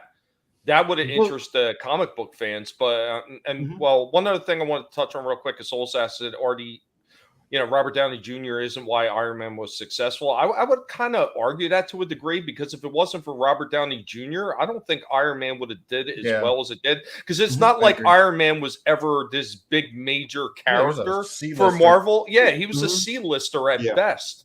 It wasn't until they put him in that big group with Captain America and all these other guys. And even Captain America wasn't like an A-list character for Marvel either. Your A-listers were like Wolverine, Hulk, Spider-Man. Those were your A-list characters. Oh, for sure.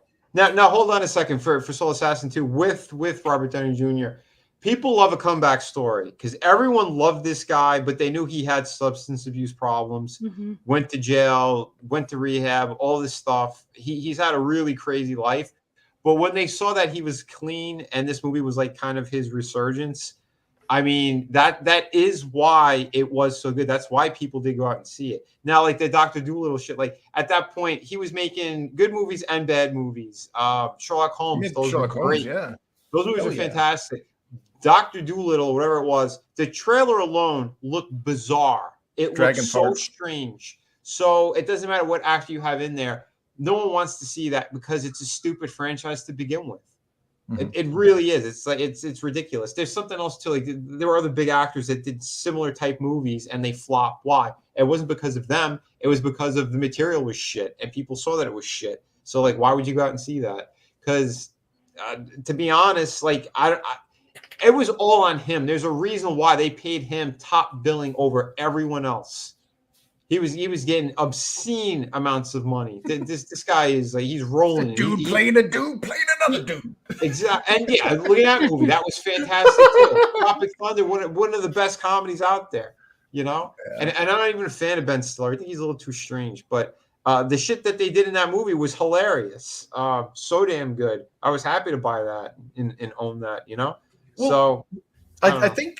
My thing is I think the biggest sin for the normies isn't the woke garbage, because I think they've proven that the normies are too dumb to understand that they're being fed woke propaganda, and they're just going to keep buying it and then wondering why everybody's a tranny or everybody's like freaking whatever. But like the biggest thing was, and this is from somebody observing people that normally like that last movie there with Doctor Strange, the quantum whatever, or the Multiverse of Madness. Yeah. If you did not watch WandaVision or any other Disney streaming service and you walked in and saw that movie, you would have no idea what the hell's going on. Right. And that is their problem, is they were trying to force people into their ecosystem to buy Disney Plus and watch the movies. You have people especially in the shitty economy, who are like, dude, I can barely make rent. I'm not going to buy your stupid freaking streaming service that's overpriced. And I'm not going to go and take my kids to see your overpriced movie. Like, which one is it? And that's where they failed. And that's where Stage 4 colossally failed. It wasn't the woke trash garbage with the unlikable characters. It was the fact that they were trying to squeeze too much out of their customers. And that's why their theme parks are failing too, because they keep jacking that damn price up. That is a Disney staple, though. Real quick, Soul Assassin, don't worry about that, buddy. When you bring up stuff like that, that gives us a reason to actually get into the conversation a little bit more. So don't worry about retracting your statement. Dude.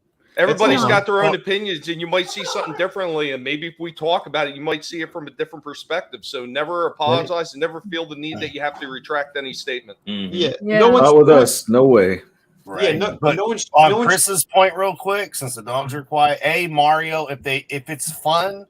And it's like the video games, I'm down. On the Marvel thing, the only thing I'm going to argue with you a little bit on is you could understand Doctor Strange with Wanda, because she started off evil in the phase that she started off on, then she was good. You didn't really have to see WandaVision. I mean, yes, there were bits in there that would have explained with the kids and whatnot, but even a normie could kind of understand it just think about movies.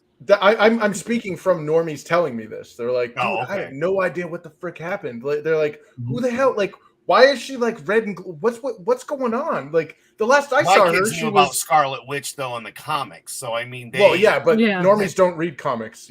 Like those are mine are kind of normie. But yeah, I get what you're saying. I do. I understand what you're saying. But I mean, with the most person, if you have a brain and have watched the movies, you should have been able to kind of put it together. You know. Well, yeah, I get. Sorry. I was just going to say I get Chris's point though, because it is all about bringing people into the Disney ecosystem. I love the way you put that, and I think it's actually really a good point, because it's why they started offering like Disney Plus for free on sign up for. I get it with my phone. I was just gonna say. I don't even watch it. It's in my plan. It's a cheaper plan, so I get it that way. Yeah, I was just gonna say, like, people get it because they sign up for a phone plan. They get it for free, and that's designed to like bring people in and be like, oh, okay, I'm gonna go see this movie because this ties into this, which ties into this. Yeah. But you know what's destroying them again is how hard they're pushing on their woke bullshit. Because we talked about it on Friday, the Proud Family. Oh God, dude. All right, I never watched the original shit. I kind of vaguely knew of it, but this new stuff, what they're doing, they're literally trying to change history, giving the wrong information to the families who are going to be watching this. They're pushing them to do BLM riots. They're saying that Lincoln was the enemy. white man is the enemy and has to apologize, and they're demanding that they get reparations, at least $2 million a household. They're talking about this on a children's cartoon. What do you think the normal people are doing? They're going, holy shit, I just canceled my subscription. Look what they're trying to make my kids view and brainwash them on. Well, the original wasn't even like that. Like it was like about, you know, just black families and how they interacted with each other, basically, and you know, comedy like any other family, right? Yeah, like comedy ensues, you know. Yeah, I hate the fact that we're placing black people, black Americans, outside of the American like sphere of like culture. There's like American culture, or what they're calling white culture or whatever, and then there's black culture, and it's this little thing over here, dude. People who grew up in the 80s and 90s, we watched In Living Color, we watched Martin, we watched 227, we watched Family Matters, we watched the Huxtables, man. This was Americans, All in the Family. Yes, yeah. Well, but these were shows that like were predominantly black cast, written and directed and all this stuff by black Americans or whatever. But nobody went, dude, that's a black people show. That's Norman Lear's one of your people, though. I'm just saying. Good times. What's happening? Man, when I was a kid, I would not miss Sanford and Son when it was coming out. Oh, yeah. Dude, it was amazing. There was but like shit on there. Then you look at modern like there's this stuff where they're like they're creating that us versus them thing. Like if you're not black, you don't watch those shows because you sit down and they're like sitting there telling you like white people are terrible or whatever. Chris, we're racist when we don't. Yeah, exactly. You're racist. Well, you can't win no matter what. You're demonized. You are the bourgeoisie and the Bolsheviks that are pushing this garbage, or you're being the target to attack. And it's like, dude, despite your concerted efforts, there's still the ethnic majority here. So maybe you should cool it and just make everybody like understand that America is America and that everybody's got the same piece of the pie. Like, I don't know about you, but I don't ever recall any business ever having a sign that said no coloreds on it in my lifetime. Yeah, no, I mean years prior than our lifetime, Chris, being you got beat by a year, and I'm pretty sure Doc, I don't know your age, it doesn't matter, but I think you're in the general age of most of us. So I mean, at the end of the day, we watched The Fresh Prince of Bel-Air, and then that new Bel-Air came out, which was completely not the same thing, which was complete horseshit. And again, I've said this time and time again. I think we were fine till those towers fell, but once we got involved in that, look at where the world went, man. I'm not saying there weren't other things that were going on, but we were a lot better in the 90s. We were the last great generation. We had heroes, we had everything, and we were accepted. We didn't care if you were gay. Bi really wasn't a big thing back then. Sure as hell didn't mean what it does today. And all these feelings and all this other, it's like at the end of the day, your feelings don't matter. Facts are facts. And if you don't like it, man, you got a real hard time ahead of you when that door hits you in the ass, man. Well, they tried real hard to separate people again. They tried to do segregation again when Obama got into office. God, yeah. He was one of the most racist people on the planet, and they're still trying to push this shit all the time. And that's what the clip you have here. This is what you're showing right here. Yep. This is why I love Morgan Freeman, man. I grew up with the Electric Company. This is why I love this dude. And that's why we're going to play this again, because this has to be played again. Black History Month or whatever. This is hilarious. Love what he says, and it makes perfect sense. No audio. No audio. You boomered it. Yeah, when you shared it. Yeah, it was checked out. Click this is why we can't have nice things. No, it's checked right now. Do you have YouTube's tab muted? What do you mean? You can like mute browsers. Like you can mute the sound from browsers. Well, the way that it has is like the window that's open. This is on Twitter, and Vinny, just put it in the private chat. And one of us can click on it and share it if it is on your end, sir. Okay. If it is. Yeah, let the competent people do it. Sorry. No, they bitches. Every last one of you. What's a computer? What is this? He's like, I may not have the technology, but I know how to hit you with a club. You can all suck my balls. Present them. Present them, bitch. my big, beautiful bat balls. All right, every last one. You sons of bitches. I'm Batman. I can do and say whatever the fuck I want. It's in the private. And like I was saying, they changed the way StreamYard is. So instead of because I was able to just drag. Can I finish? I was able to just drag stuff in, and like you guys could see what I had. But now everything's in its separate window. And for some reason, if I'm sharing something off of Twitter, like again, I'm not getting audio. So, but go ahead. One of you geniuses do it. You're so fucking smart. Do it, please. Damn. I love them all. Here, I'll share it here. That's right. Met with nothing but love, right, Vinny? I'll embiggen it. I will laugh if we don't get audio. This will be the funniest thing ever. I don't even know if I shared it. I don't even know if I shared it. Oh no! Black History Month. Oh, I can hear it. Yeah, that's right. Ridiculous. Why? You're going to relegate my history to a month? Yep. Oh, come on. What do you do with yours? Which month is White History Month? No, well, I'm Jewish. Tell me. Well, we're not allowed to have one. That's racist. I'm Jewish. Oh okay. Boy, that's which month is Jewish History Month? There isn't one. Oh, why not? No. Do you want one? No. I don't either. I don't want a Black History Month. Black history is American history. How are we going to get rid of racism? Stop talking about it. Yep. Amen, brother. I'm going to stop calling you a white man. Yeah. And I'm going to ask you to stop calling me a black man. Oh man. I know you as Mike Wallace. You know me as Morgan Freeman. You want to say, well, I know this white guy named Mike Wallace. You know what I'm saying?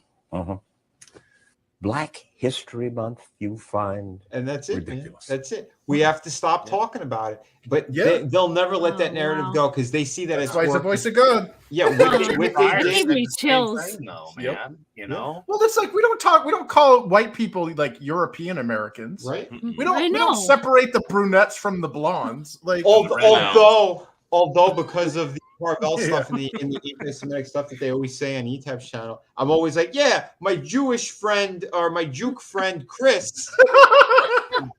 I call him Chris. It's Chris, and he's awesome. You mean you don't do like the rest of us and just call him the Fister? You rang.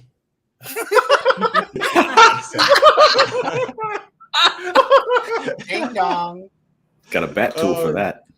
Pulls it out of his utility belt.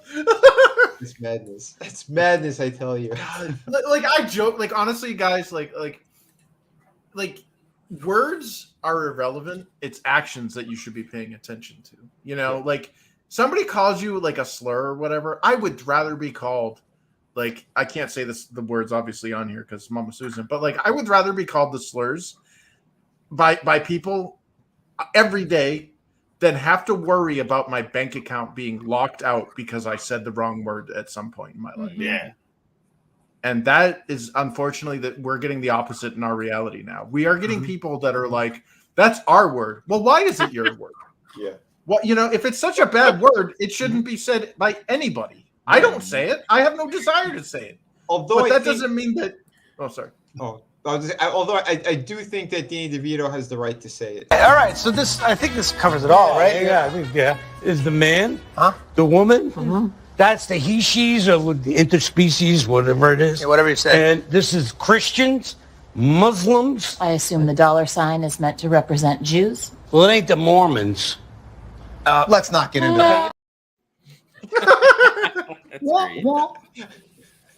But oh my god, no, I agree with you, bro. It's so ridiculous. And then no one knows how to laugh anymore either because they censored everything. They canceled everyone who speaks out on this type of stuff.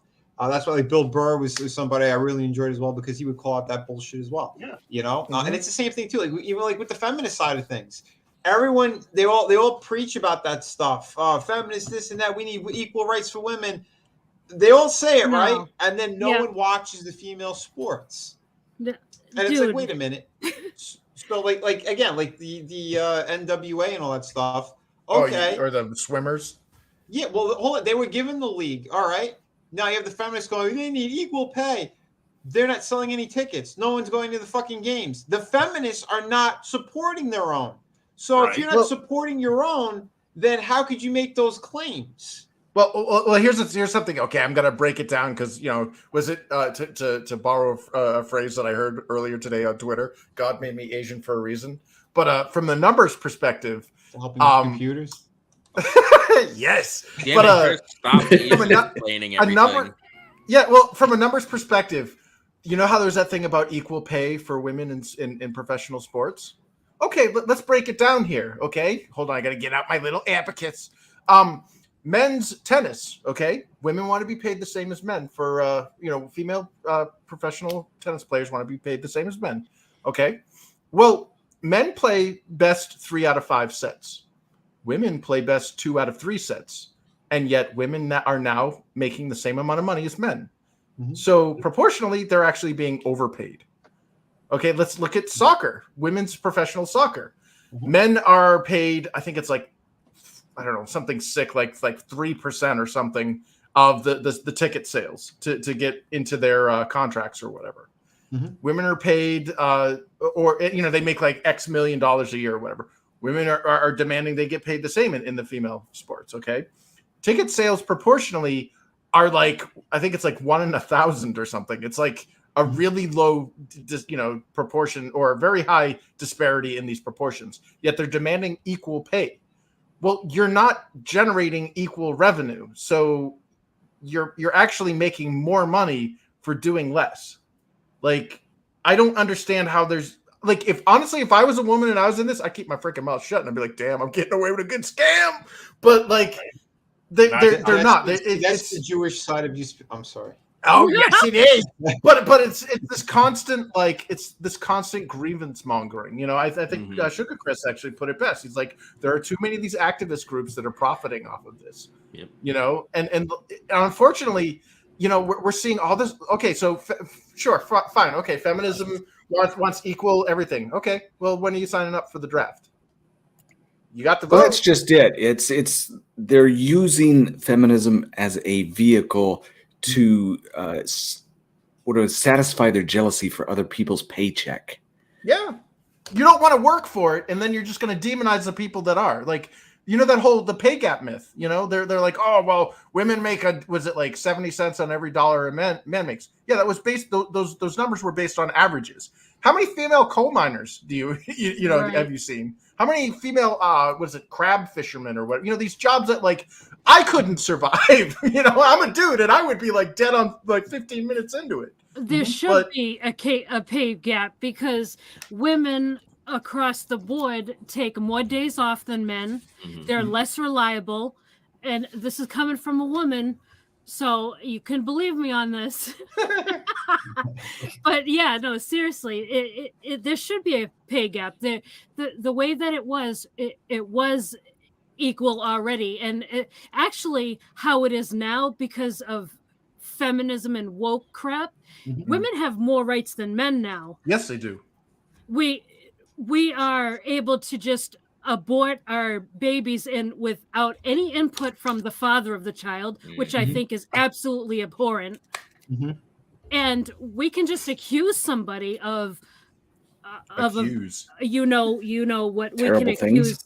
accuse, and basically it's taken on fact that it happened.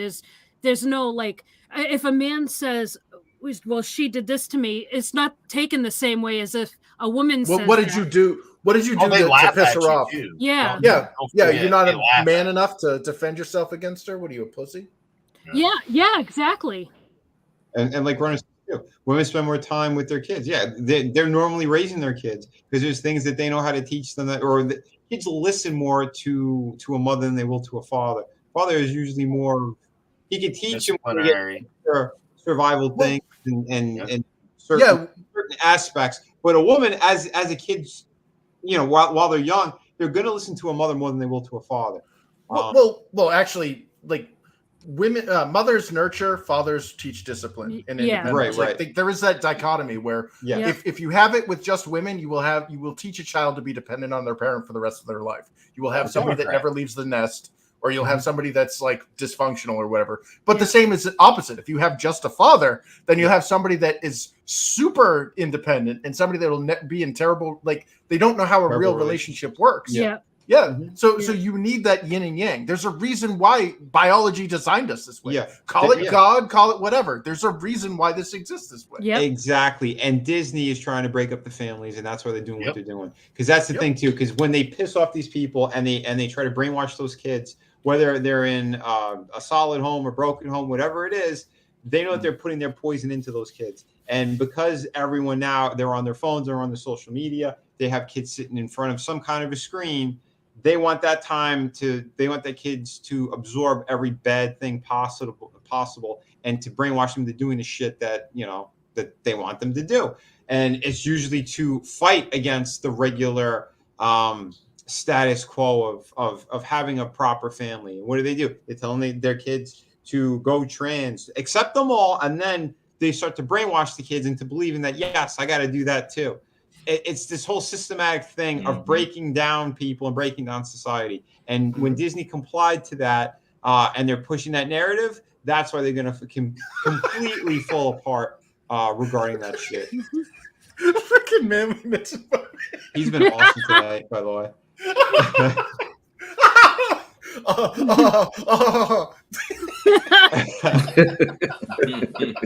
Yeah, it's crazy, dude. It's crazy. Yeah. Oh, but see, look, Frankie made a point. Female porn actresses get paid more than males. Pick your battles. Same with female models. A female fashion model makes, I think it's like, is it like 80% more than a male model? Like, so Well, that's not so much the case anymore. When you got the ones that are weighing over 180 pounds, they're just there for the clout. Get paid in hamburgers. They pay him with a trash bag full of popcorn out back. Yep. Yes. Here's your gift card to Wendy's. Have a good day. It's amazing, dude.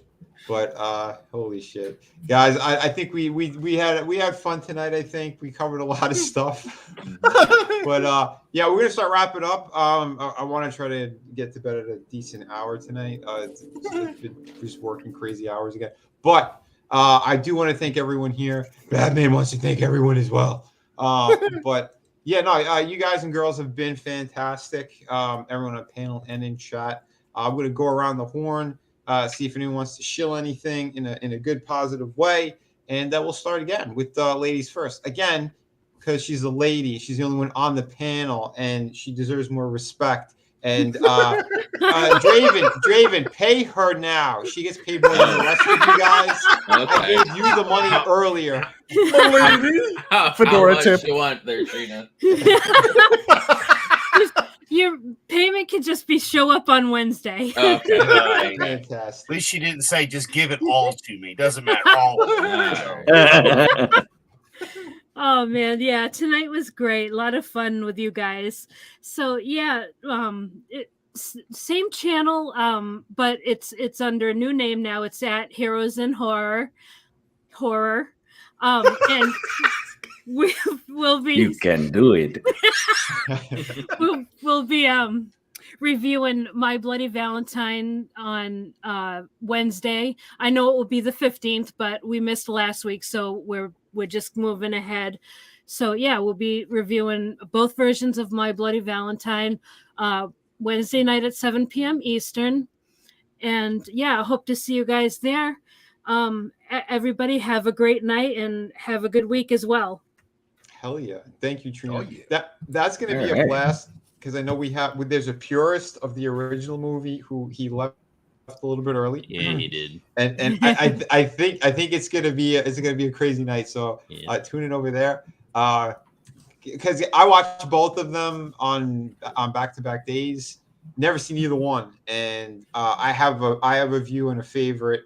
And yeah, it's going to be funny to talk about, what we liked and what we didn't like. Because I thought both movies were still both good. Yeah. I'll say that. Same. So yeah, so what we're going to be getting into is going to be a fun time. Chris, this guy, he's got some good projects out there, and he's working on a sequel. So. Oh yeah. Juke girl.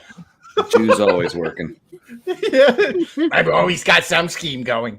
No, Dude, like I want to show off something actually, real quick. So, I'm working on the Infinitale Chronicles graphic novel series. We've got the first one that was crowdfunded last year, or actually almost going 2 years ago now. And you can get the first book on Amazon. If you go to infinitalechronicles.com, you can actually get the preview for the second book. But I recently received some advice, Mr. Nefarious, who was like, dude, WotC's dropping the ball. Hasbro is opening the door for you, man. Strike while the iron's hot. Get your freaking tabletop role-playing game in order and get it out there. Seize the day, brother. So I want to show off something that I posted on Twitter yesterday or earlier this morning. Ooh, this is the player's manual for the Infinitale fantasy role-playing game.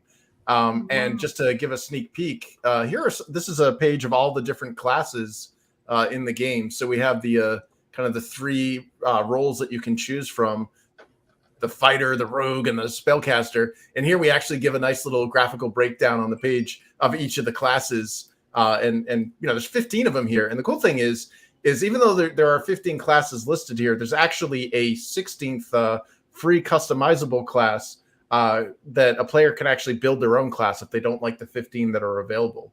So the role-playing game system affords you that freedom and that player agency to allow you to play the game how you want to play it, and not tell you how to play the game, essentially. So I'm sure there's all sorts of fun stuff. Yeah, thanks. Yeah, there's all sorts of fun stuff we're doing to get this game off the ground and get it into a presentable format. So in the next few months, we'll have some early drafts of the player's manual available on the infinitalechronicles.com website. And as you can see here, I showed off some of the weapons cards, because the Infinitale fantasy role-playing game is actually a hybrid between a tabletop role-playing game and a card-based game. So you kind of, it makes it so that it's easier to pick up and, difficult to master. You're not going to wade through, websites to learn how to play the game. You just pick up a card and go, oh, okay, well, what does this mean? Oh, that's what that means. That's awesome. Sorry, I'm not laughing at you. Mainly, does it have wheelchair accessible Yeah. dungeons though? Well, that's exactly why Neff had said that. He's like, look, man, WotC's pulling this freaking woke crap. They got the battle wheelchairs. They got the, they're no longer calling them races. All this other stupid stuff. And it's like, well, guess what, man? That's opening the door. That if you've got a game, now's your chance to get it out there. And I thought, you know what? I was holding it off until the 10th book in the graphic novel series was completed. Which I got some good news. I got some cool new ink pages to go through from Team A. But I'm like, well, why not? Why not hold off until or I should say, instead of holding off until book 10, why don't I just start getting some of the early preliminary stuff out there? Because I want this thing to be beaten the crap out of and tested before I start asking people for money. So the idea is that I want to get this in front of as many people, as many role players as possible.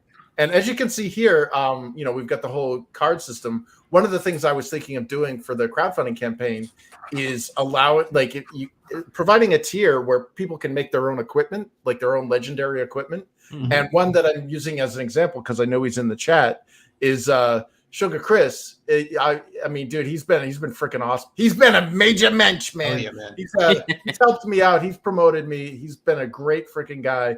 So I thought, you know what? I'm throwing him a bone. He's getting his own free legendary card awesome. In here right off the bat. The Sugar Cane as a weapon. Oh, I love that. So hell yeah, man. Chris is so cool. Yeah, man.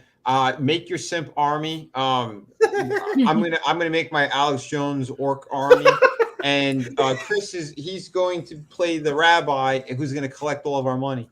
Are you gonna play a campaign? Are you gonna be our DM and campaign for us? Well, possibly. Yeah. Because there we go. I've been wanting to do something like this forever, and this is an excuse. Well, one thing I'm hoping of doing is rolling it out procedurally. So the Infinitale fantasy role-playing game is broken out into 3 systems: combat, puzzle solving, and then story or role-playing elements. And the way I see it, if we can beat the crap out of the combat section, we could actually get live streams or whatever of battles, like battle royales, where different players are beating the crap out of other players.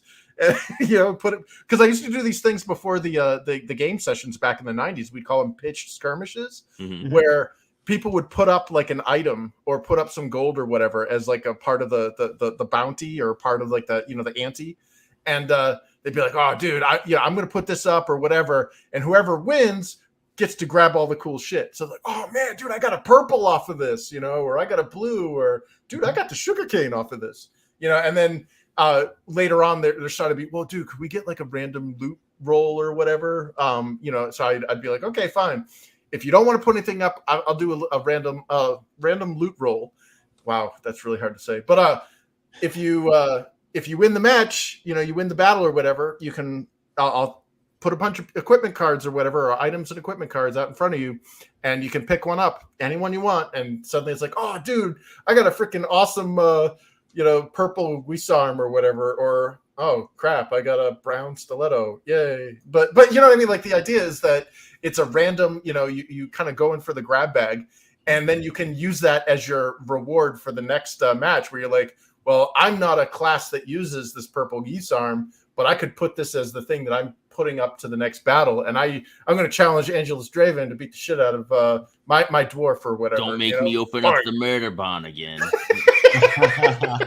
You know, I can't play this game until you put in a prom and a coffee shop. That's the way it is. Well, we need the dinner party, the prom, yeah, like. But yeah, I can't wait to start rolling this stuff out. So I'm hoping by book 3's campaign, we'll start having more of this out there. And I'm leveraging the InfiniteTaleChronicles.com website to start showcasing some of the rules books. Nice. Awesome, so yeah, and thanks again, man. Oh, dude, no, thank you. And I know that you talked a lot on Sugar Chris's on his channel about that stuff too. So yeah, if you guys haven't seen that, tune in. Go back and watch Chris's awesome live stream he had with Chris. Dude, great stuff. And again, that information, these projects, they are so damn glorious. We love them all. And it's so good. Listen, once Chris starts to make more money, soon he'll be in the same position as Hans Cock. He's gonna be so egotistical. He's going to have his face on his own money, just like Hans Cock. There it is. Awesome. I am the source, and I got the cash to prove it, bitches. Sorry, I just wanted to, but I'm going to use it somewhere. But we're still going around the horn with these fantastic individuals and these awesome things that they got to shill. We got the Doc in the house, and he's got an amazing project. If you guys haven't seen it, it's out right now. It's called The Blood Witch. Give him a look-see. It's in hardcover. Yeah, let me grab my OBS. Put my thing back on there. And start my cam. Yeah, by the way, Chris, if you ever need another weapon, in the back of that book, there is the Sword of Tauren. It's pretty cool, man. You guys are the artwork is already done. There's so much great stuff in here. Can't see a thing. How the hell did that happen? How is the green screen making a white book disappear? Exactly. It's There it is. Oh, wait. Ah! I'm sorry. Computers are hard. What's a computer? Use your imagination. What's a computer? It's great. Every one of our houses will kick the shit out of us. He's never going to invite us again. In the meantime, That was completely gone. I invite these people. We got Through the Woods. We got Shut of the Kraken. Immediately. Felix has been dropping links. Thank you, Felix. It is so good. The rest of these books, I don't care. I'm exiting the stream now. Everyone, no, I'm kidding. Do you know how to do that? Do you know how to exit the stream? Oh my God! Hold on. It says Draven, who is saying goodnight to the wrong person who left. Yeah. I know. I was. You son of a bitch. I wasn't sure if it was Adega leaving or if it was Tommy. You've been downgraded. You're Jason Todd. That's it. You're not a bad bro anymore. You're a Robin and the worst one of them all. I hired the Joker to kill you, you son of a bitch. Good. I come back as the Red Hood. Who's better? And then I'll kill you again myself. And he takes away all the hardware so you get a bicycle and a screwdriver. And I'll drink your blood, and I'll be the true vampire, you son of a bitch. Take that, James Gunn. Oh. But we were giving a proper outro to Adega. This book is glorious. Go grab it. Amazing story. You're gonna love this stuff. He's got high praise from so many top writers out there in the industry. This book is over 400 pages. Get out there, grab it. Get your money worth. Thank you. Yeah, no, and that's fantasy, whole new universe, whole new mythos. The only type of creature that is similar to anything else is there is a dragon, and it only shows up in one of the 5-book series, just as kind of a teacher. But that's a dark high fantasy. You're going to see blood. You're going to see main characters die. You're going to see main characters succeed, all based on real personalities and not this high fantasy coming out of Portland and LA. So it's yeah, and I need to get talking with Chris and maybe throw an Easter egg somewhere in one of my books from his stuff. But then there's also sci-fi, and I've been getting a run of a lot of people saying good things about that. Tommy brought it up beforehand. He's reading one of the books, and he can't tell if he likes, and you've heard him talk about evolution. He's reading prequel, or what is it? I like to call it more of not a prequel, but a prologue. And he's loving that as well. So it's there. You guys want new universe, you want good stuff, we got it. And I can't wait for the game with the Sword of Tauren in it. Hell yeah. Excellent. Yeah. You guys will see it one day. No, I got to put it back into this computer. I had it in my previous one. Otherwise, I'd show it like that. But I'll get it back in here, and then I'll show it properly. But again, Adega is awesome. He's an amazing writer all the way. I was reading some of Evolution the other day, too. This guy, man, big talent. Get his stuff on Amazon. Get it on Barnes & Nobles. I even put a short out there, too, talking about Blood Witch. Again, support real. Yeah, thank you for that. I appreciate that. That was pretty cool. I didn't think it was going to get to you that quickly. Oh, dude, I was so happy when it arrived. I'm like, oh, my God. And it was in good shape, too. So that's what we're talking about. So get out there, grab it, get the hardcover. It is really, really good stuff. And I can't wait, man, because, again, this is real universes that are being built. I'm doing the same with my projects. I'm really making sure you guys are going to get the best of the best. I am taking a little bit of time for City of Venus, too, because it's a bigger book. And I want to make sure you guys are going to be fully entertained on it. There's going to be a lot of roller coaster stuff going on it. You're going to have more information about the main character, Jess, from the first book. Again, all the links are out there. It's in the description and stuff, too. But see, he may not do computers very well, but he does go big. Yeah. Yes, I go big and huge, tremendous, not like China. Balloons everywhere. Or are they UFOs? No, even Batman knows. He's like, they're not UFOs. Don't be stupid. They're just weather balloons, and they're sending information to China. They have your bank accounts. I know. I had the technology at the Dark Knight. I know what you're doing. I know whenever manliness and motivation is tubing it. I know everything. I am the bad. When he's tubing it. But we're still saying outros here. And Draven, he's got some cool stuff going on here. Yeah, so Wednesday we'll watch Dynamite at 10. No, what time's your stream? 7? We'll watch it after Trina's stream. So whenever her stream is over, we'll watch Dynamite. Yeah, Trina, you're doing it at 7 p.m.? Yep, we'll always be starting at 7. Okay, awesome.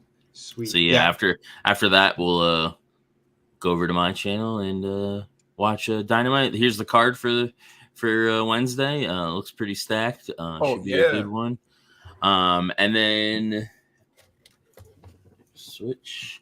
Revolution will be Sunday, March 5th, and the last couple weeks of this month we'll be getting basically the road to Revolution. We already have the main event, which is MJF versus Bryan Danielson. I said it right. I had to think there for a second.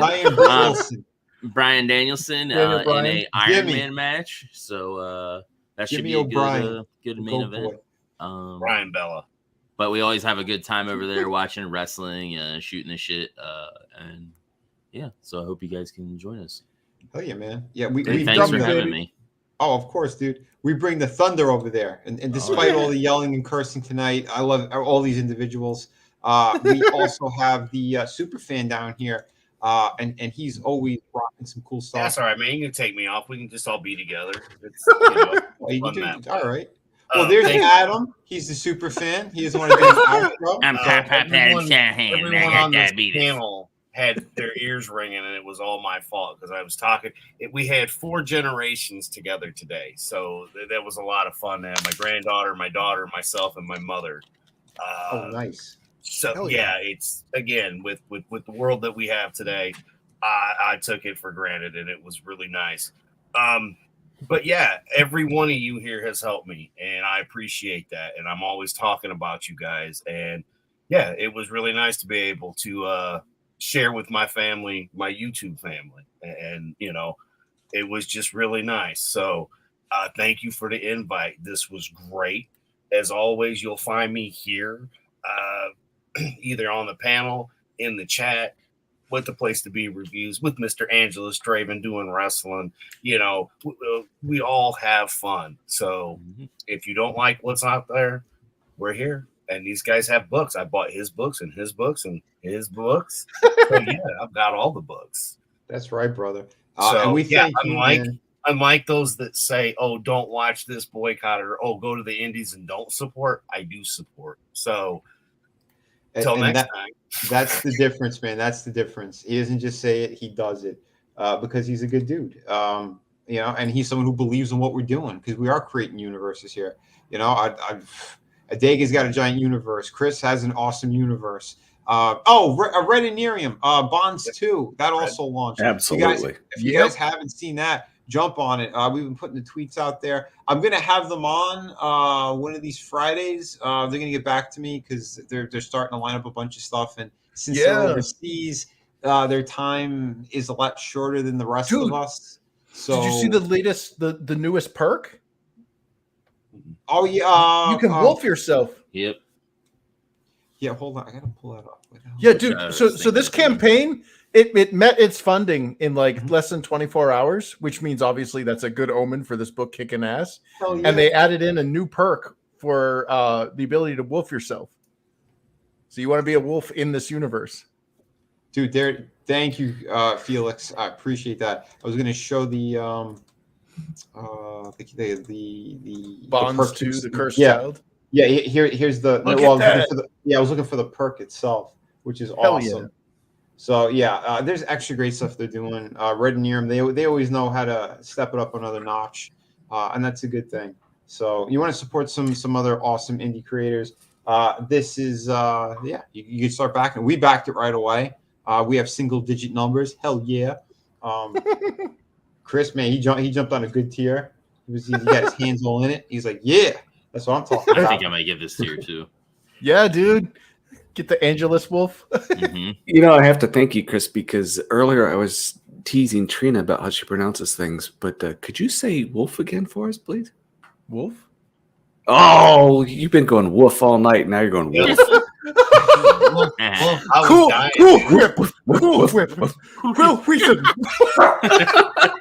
They don't know English so good like the rest of us. You realize this is a fake accent I'm actually speaking with right now, so it's hard for me to not sound weird. Like words will just start going off in random.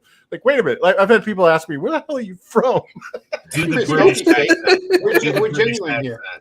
He's like, oh yeah, it's a spotted tea. You bunch of soy. Oh, it's soy. Don't sound again. From the Korean from Korean Boston in or is it in Israel? That's where it is. The Korean Boston. Korean town of Boston in Israel. I think that could be. 안녕하세요. This sounds like we're doing some Carvel cakes here. It's not good. Listen, we like Jewish people. We're taking a field trip.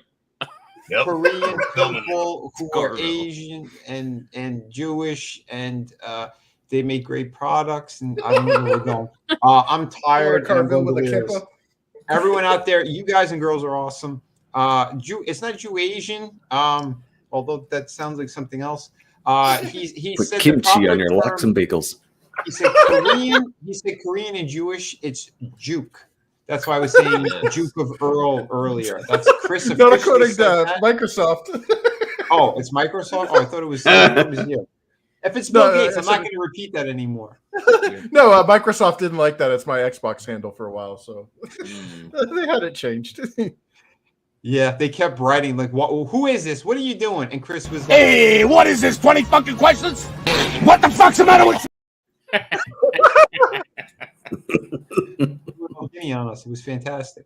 But everyone in the chat, thank you so much again. Soul Assassin, Sugar Chris, Felix, King of Squibs, Frankie Knows. We had Cammy in here tonight. We had Runner Blaze. Let me see. We're going up some more here. You guys are just fantastic. I love everything out there. I think we had an awesome conversation, and we're going to keep pushing more positive things though too. We're going to talk about Megan. I want to do that. I think maybe this Friday, but I know Trina wants to. I'm sorry. Yeah, we'll do that for 2 weeks. We might do that. Yeah, that was the original plan, but we don't have to wait. We can do it on your stream. It doesn't matter.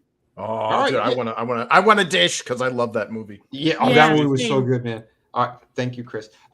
It was fantastic. I enjoyed the shit out of it. It was like Chucky meets Terminator. It was it was brilliant. And it wasn't something I was expecting either.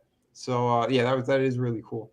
Let me see. I'm scrolling back up. I want to thank Liam and Tommy and Nick. Nick just cut out completely. So it was around the time we were talking about Mario Brothers. So maybe we said something that upset him. It's like F those dudes. I'm kidding. No. You ruined it, Chris. It's all your fault. I ruined it. Yeah, I pissed off Nick. That's a dude I don't want to piss off because isn't he like 6'5" and stuff? Though, if you get a chance, call the number in that correct, which is awesome. I did it while we were on stream. It's pretty funny.